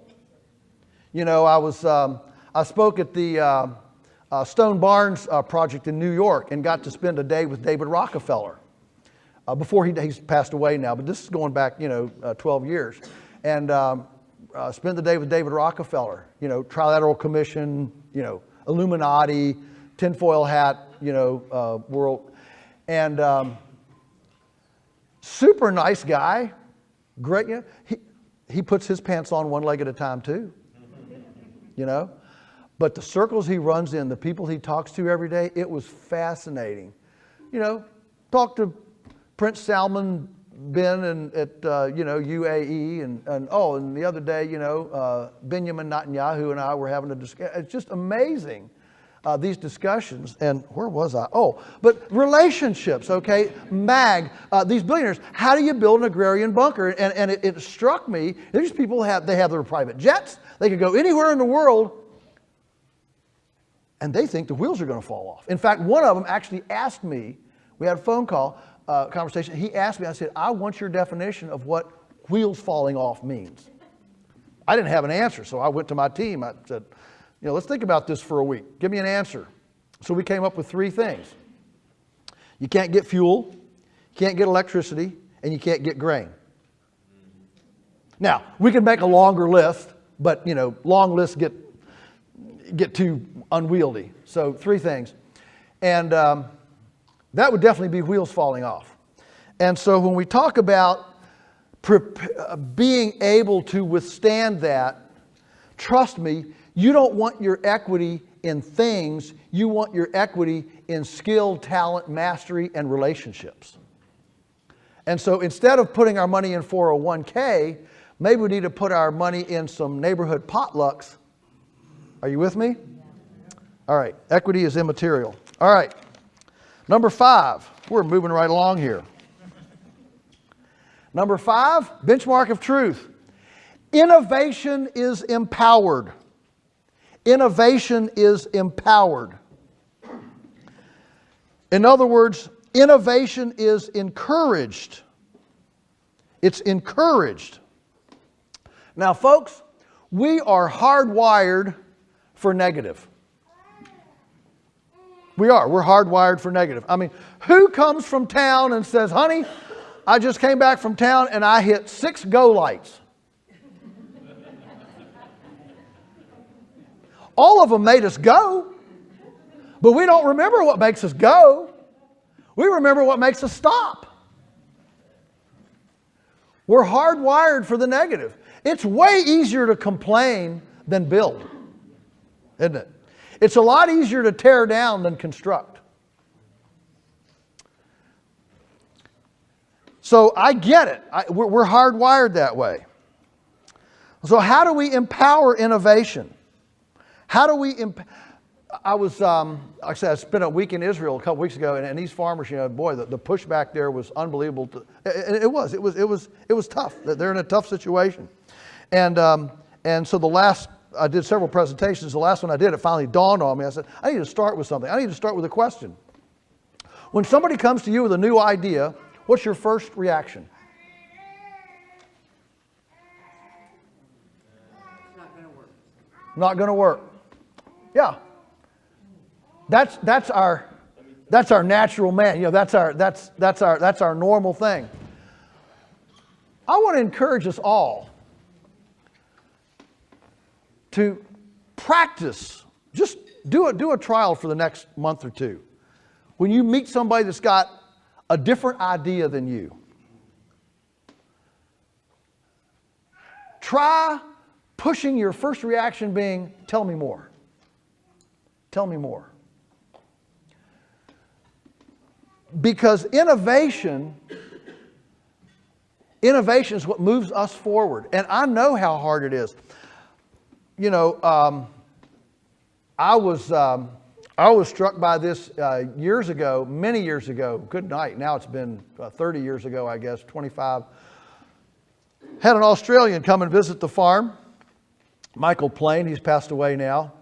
But he had All Sun Farm in Australia. And he and his wife came and visited us. And we go out to the field, and we've got these 1,000 chickens in 20 field shelters. Move them every day, 50 in a shelter. And we've been on the front page of Acres USA magazine, media, Washington Post, different things, this cool pastured chicken thing. And with layers now, not broilers, layers. And that came a lot after the broilers. And he looks at this thing, he looks about 2 minutes, he looks at me, he says, "You're obsolete." I'm offended. What? What do you mean I'm obsolete? I've been on the front page of Acres USA magazine, I write about this, I'm obsolete? How? You have the unmitigated gall, He said there's this new product. It's just come out. It's a spun poly electrifiable poultry net with built-in fiberglass stakes, and it's wonderful. Chickens have more room. It keeps out predators. Yeah, right. We had a wonderful visit. They left. And I stewed about this. I'm obsolete. How dare you? You know how much time and effort I put into those things? I mean, they cost me. I built them. How dare you? Like a little old banty rooster, I'm not big enough for a big old Dominicker. I'm just a little Banny. What? What are you talking about? I'm not talking about width. I'm talking about height. What are you talking about? And so we went 3 years.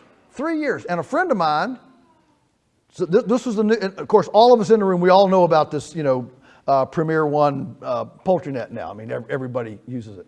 Back then, it was brand new. It was just that's a high tech stuff. The technology to make that weave, to be able to make all those connections, and I mean, it's pretty impressive. It's a space age stuff. And so about 3 years, a friend of mine said, "Hey, I heard about this electrified netting. I'm gonna get some and try it." Well, then the old competitive spirit reared its ugly head in me. I said, "Well, he's not gonna try something before I try something." So I quick got on the phone and called and ordered a piece of it. Came in the mail a couple of days later. Got it in the box, threw it over my shoulder. I told Teresa, I said, "Well, I'm gonna go set this up and watch how it doesn't work."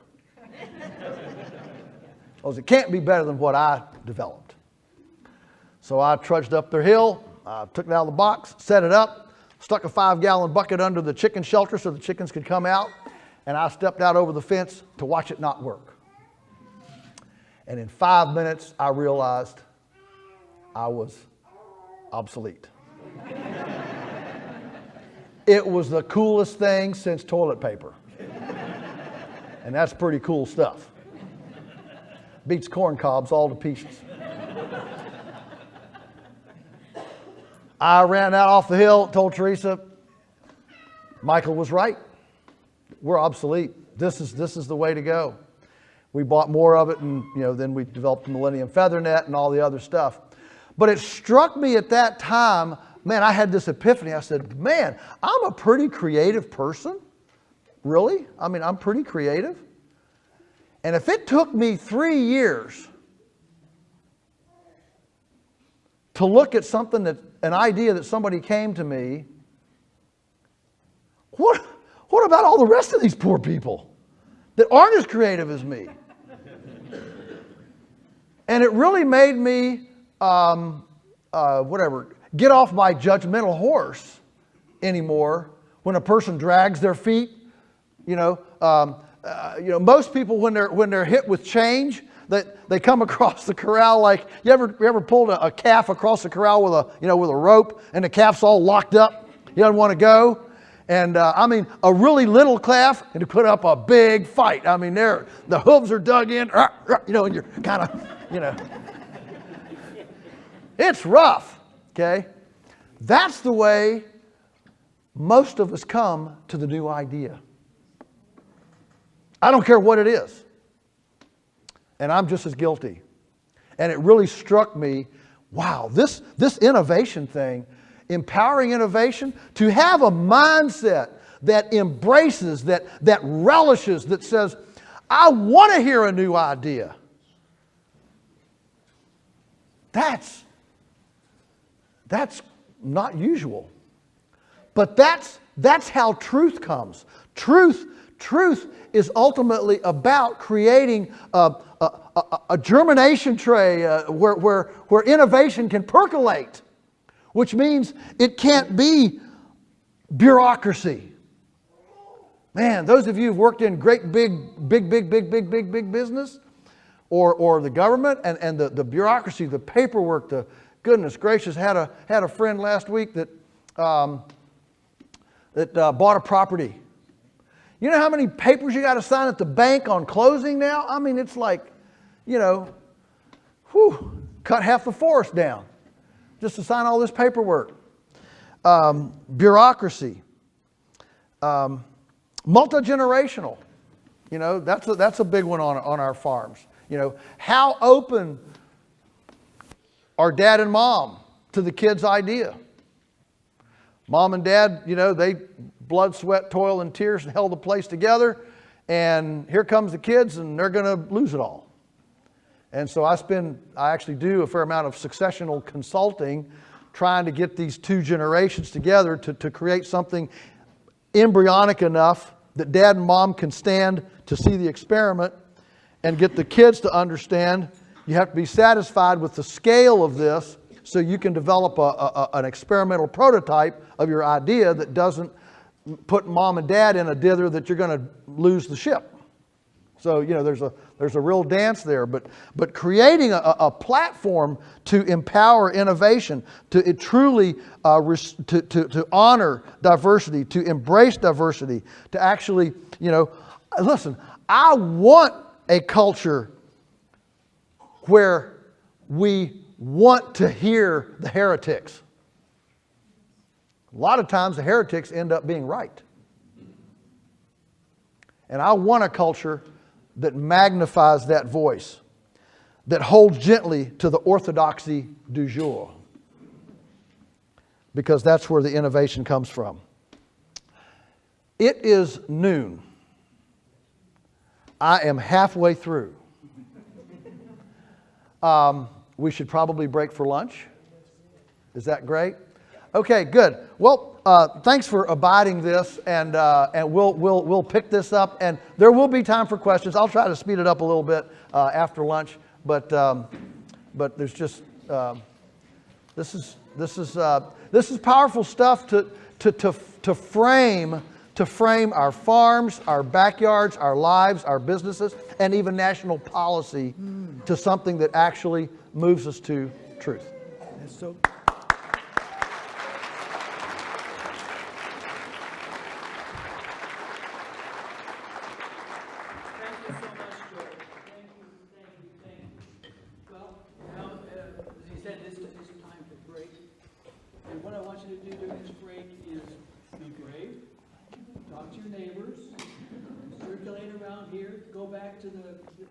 See what our sponsors have brought, and enjoy each other. Part of what he's talked about has been relationships. And we know that relationships really, we've suffered from lack of relationships over the last couple of years. We know what has happened. Intellectually, we've seen it happen in our families, and we need to rebuild. He's talked about relationships and how they can be the rebuilding of the society, of our culture. Most important thing. So build relationships with the people around you, other people in the room, people around the periphery here. And I want to also mention that Adrian Sampson has brought free milk for us from the Simru Dairy.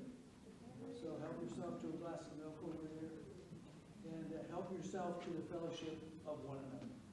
So enjoy your break. If you have forgotten your lunch, you can go over.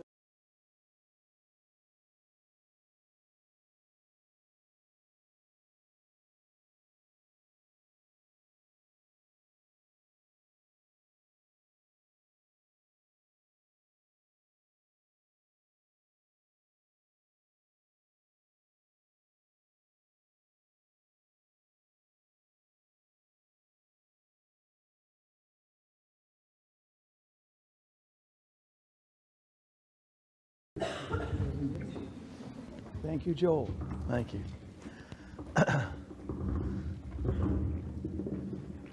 Second verse, same as the first, a little bit louder and a little bit worse. Did we find the owners of these bifocals? Somebody left their bifocals. They got so excited about the milk that they blew their glasses off. I lose them all the time. You use them all the time or lose them all the time? Lose them all the time. Okay, I'll try to hustle through this a little quicker so we have plenty of time for Q&A. I know a lot of you have burning questions in your minds. So let's just finish this up. Number 6, these are benchmarks of truth. All right, number 6. Everybody can do it. I call this my whosoever will benchmark. What I mean by that is that in order for one person to do it, if one person doesn't, it doesn't preclude somebody else from doing it. So it's an equal opportunity idea. The question we ask on this one is, well, what if everyone did this? What if everyone did this?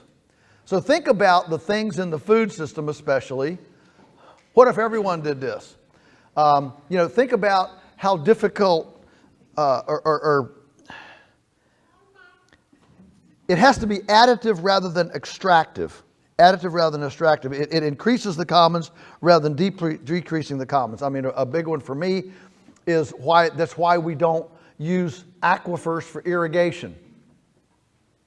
Aquifers is the commons. If everybody sticks a straw in and starts sucking out of it, you certainly don't have a commons. So that's why we believe we like ponds with surface runoff, okay? And by definition, when you have surface runoff, it means the commons is full. The cup of the commons is full.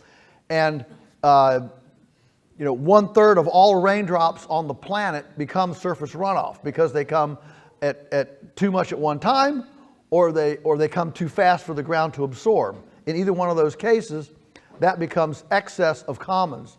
So if you build a pond,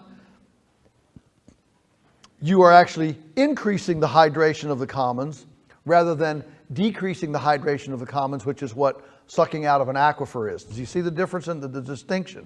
So one, you're adding water, the other, you're extracting water, those kinds of things. So what if everyone did this?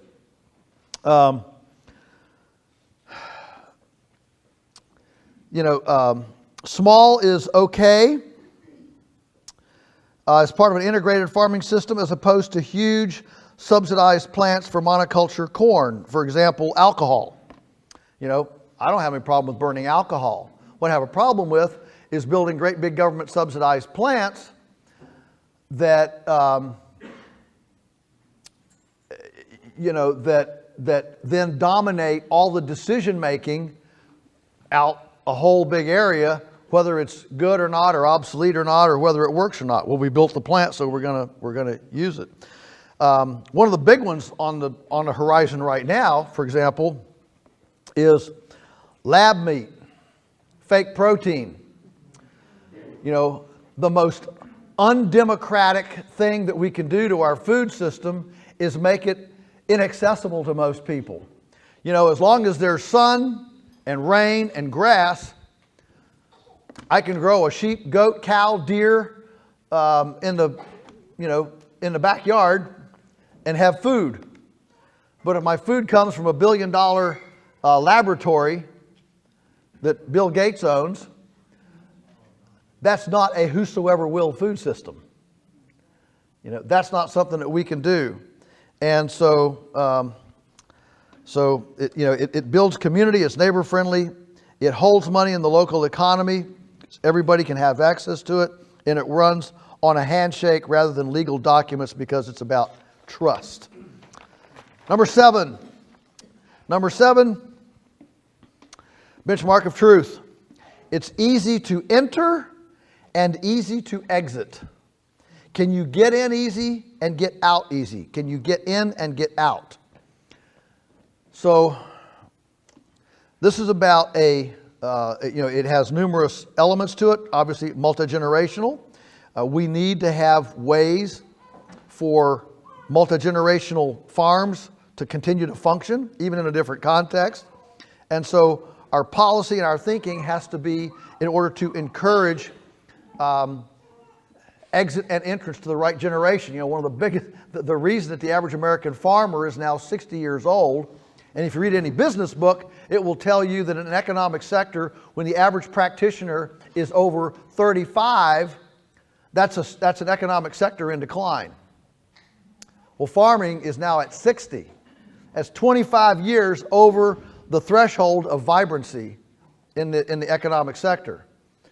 Why is the average farmer 60? Well, when young people can't get in, old people can't get out.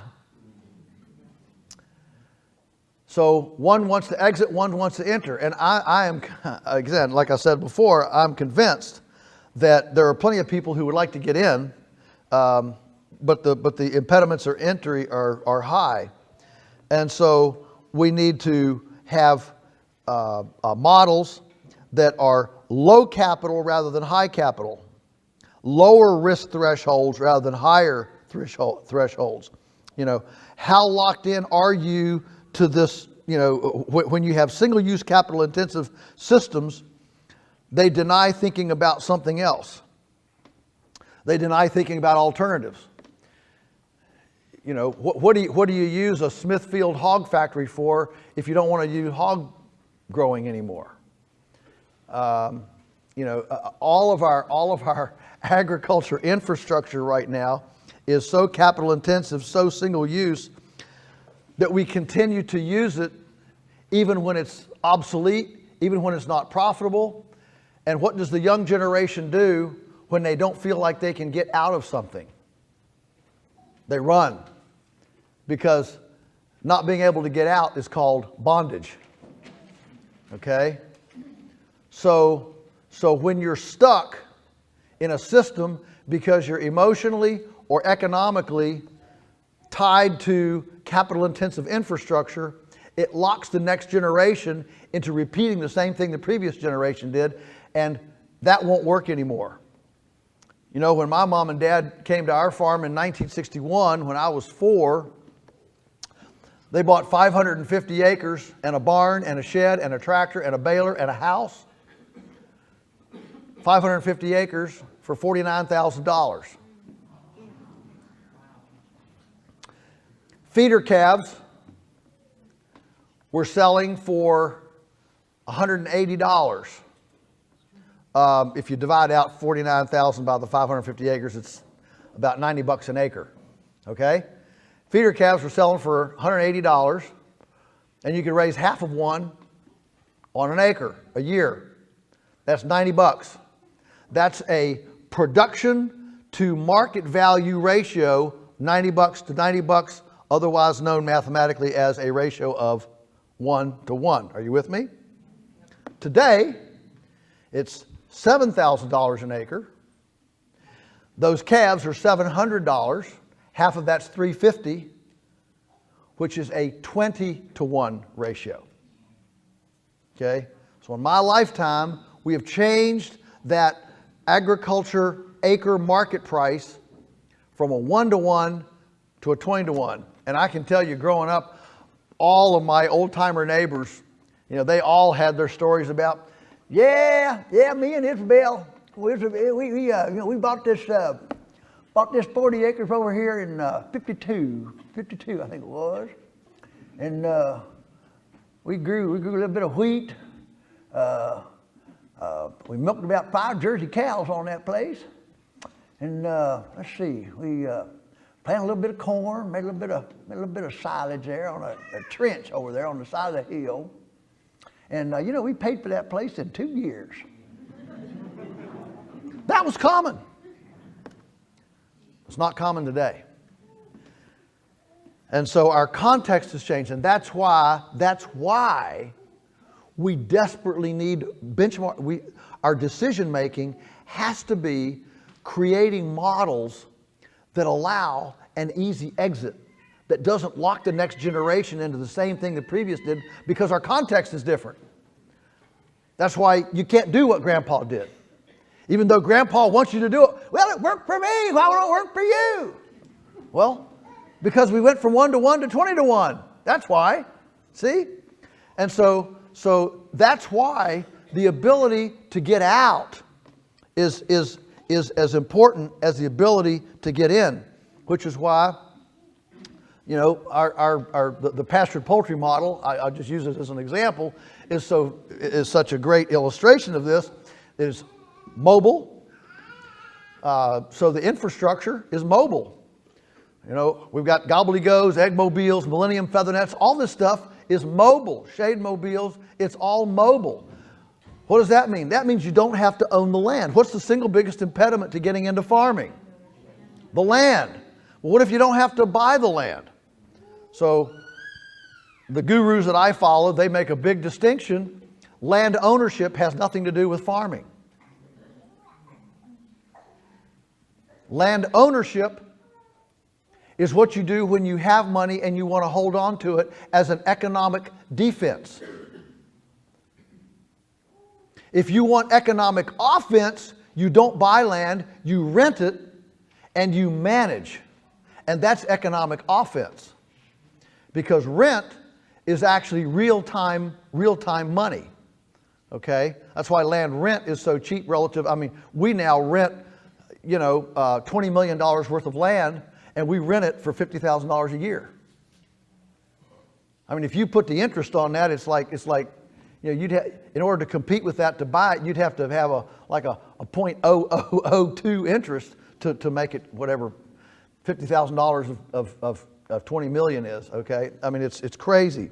So the mobility allows you to move your farm enterprise around. You can set this on places. We've got people running pastured poultry under, in orchards in collaboration, in California under, green environmental easement land out on Point Reyes Peninsula. We got, there are people doing this all over. So mobility is a big deal. Secondly, it's modular. The infrastructure is modular. Okay? If you want to grow chickens for Tyson, not that anyone here would want to grow chickens for Tyson, but if you did, what's the first thing you've got to do? Build a $500,000 house. Would you call that an impediment to entry? I would.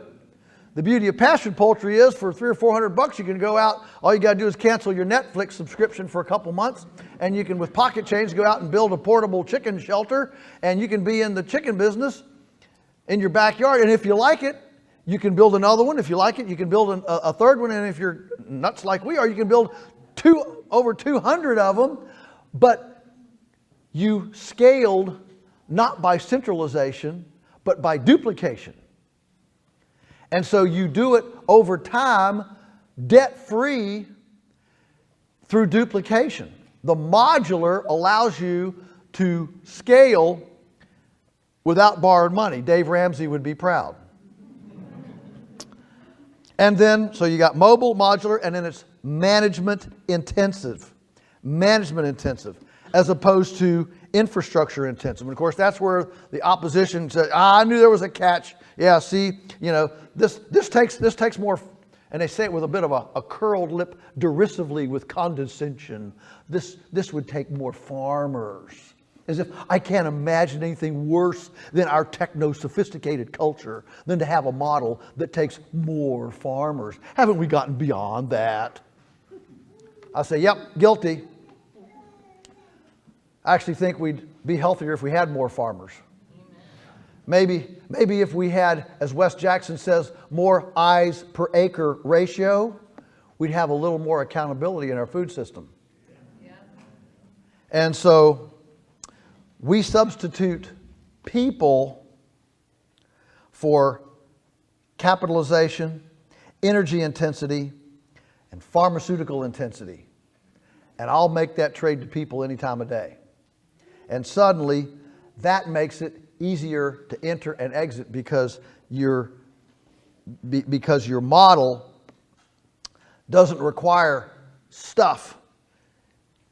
It requires mobile, modular, management-intensive infrastructure, which is easy to get in, easy to get out. It's not that expensive. Number 8, benchmark of truth. It's consistent across all fields, spiritual, ethical, economic, and ecological. Man, I am tired of people saying, well, in order to be economical, you've got to sacrifice the ecology. I'm just as frustrated at that as I am the people that say, in order to be ecological, you have to sacrifice the economy. So what we want is something that works across all of your fields of thought, spiritual, ethical, economic, and ecological, to where when you make that decision, you don't have to go into repentance mode because you violated this other sector of your life. So in order to make it work, you don't have to get a government grant because it works economically. In order to make it work, you don't have to go to penance over violating ethics, or we say the golden rule: do unto others as you want to have do unto you. And then we have models that are very neighbor unfriendly, that stink up the neighborhood. So we make right to farm laws, which are basically right to stink up the neighborhood things. So what we want is multi-speciation. So you've got, think about when you have multi-speciation, you've got a mimicking of the ecology pattern, you've got economic synergy, and you've got the spiritual gifts and talents of all the different species, all their glories, if you will, to be able to be expressed. And so you have all these fields consistently across when you have multi-speciation as opposed to monospeciation. Again, we're back to the pigness of pigs, leveraging the physiological, leveraging, releasing the glory of the pig. A good neighbor doesn't pollute the air, water, or send GMO beings to have an adulterous orgy on a neighbor's property.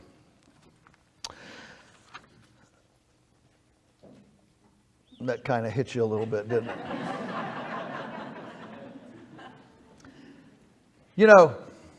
Isn't it interesting that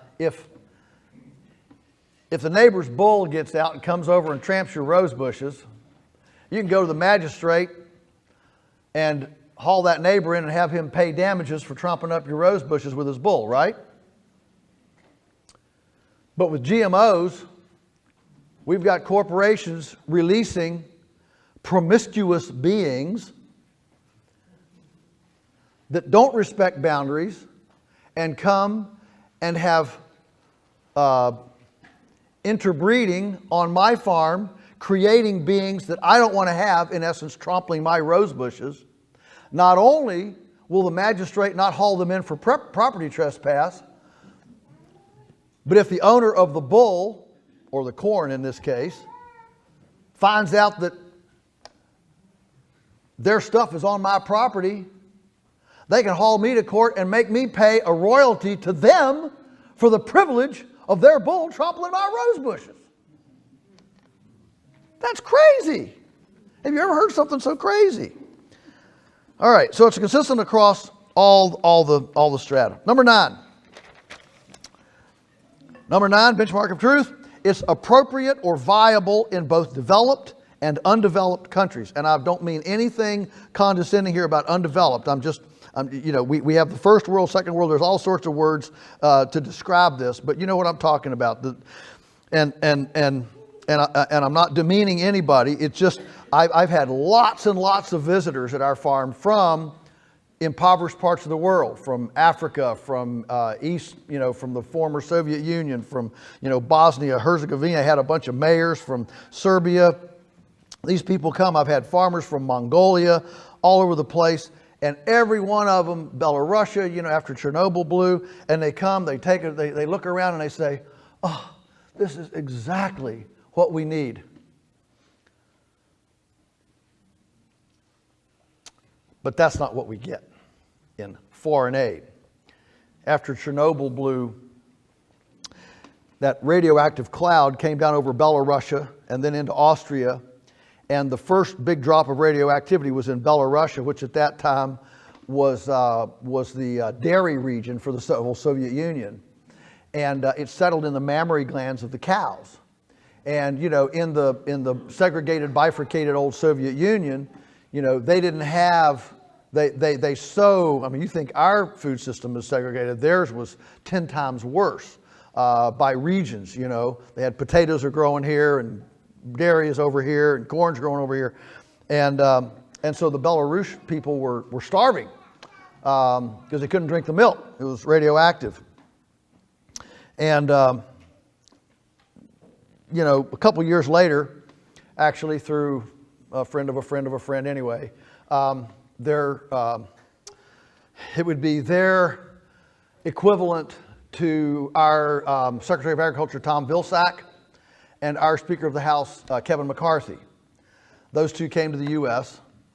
and they worked in a trip down to our place, take a look at what we were doing, and one delightful folks, just first class, and came with their entourage and interpreters and all that stuff.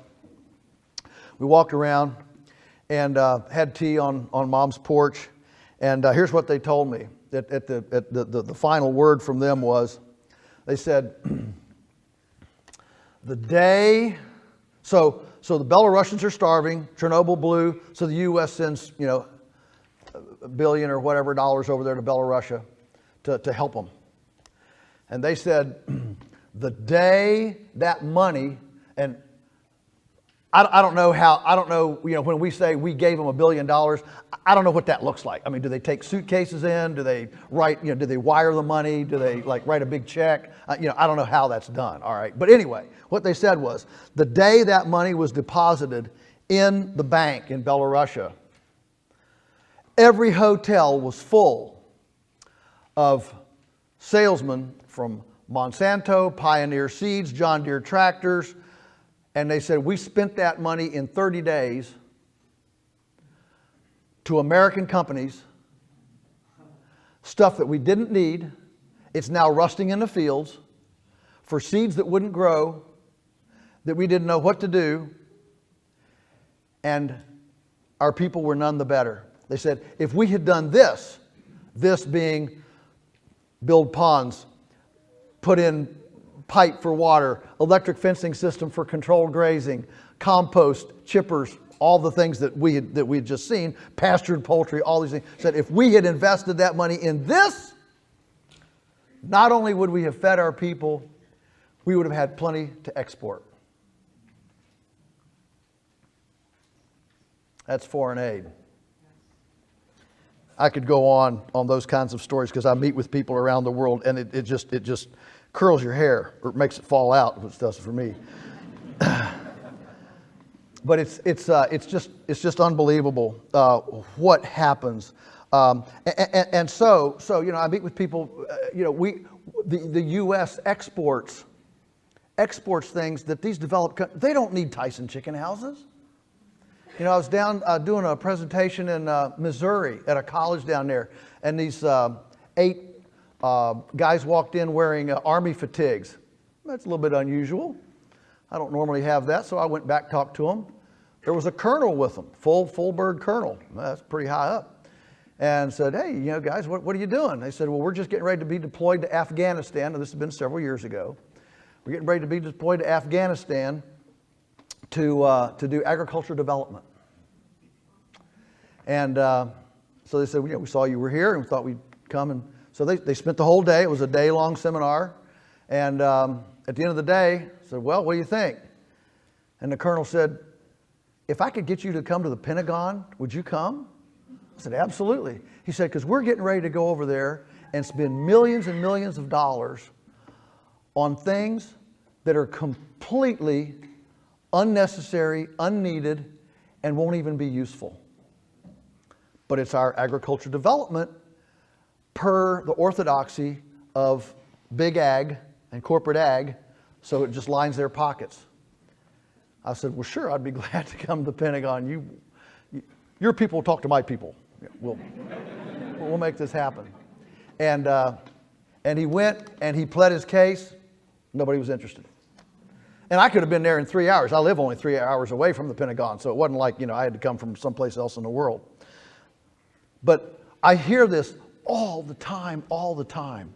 And so when you talk about a benchmark of truth, it needs to be something that works for all people, everywhere. It needs to make sense in every culture, in all situations. Listen, folks, anybody in the world, poor, rich, anybody, can have fertility with compost, but they can't with chemicals. They're expensive, especially now that Putin invaded Ukraine and the price of chemical fertilizer went up 4 times. Man, I am so thrilled. I mean, we sit there, we watch these farmers, oh, no, what are we going to do? Fertilizer, we don't buy any of this stuff. It doesn't affect us a lick. I mean, you know what? You know how cool that is? It's wonderful, unbelievably liberating. But compost would work in Russia too. Compost works everywhere. Grass-finished beef, that works everywhere. Not everybody does corn-fed feedlot beef work. It doesn't work in Nigeria.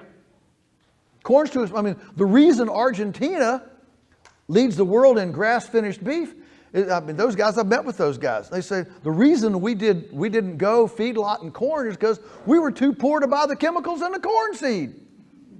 So they became really good at grass finishing.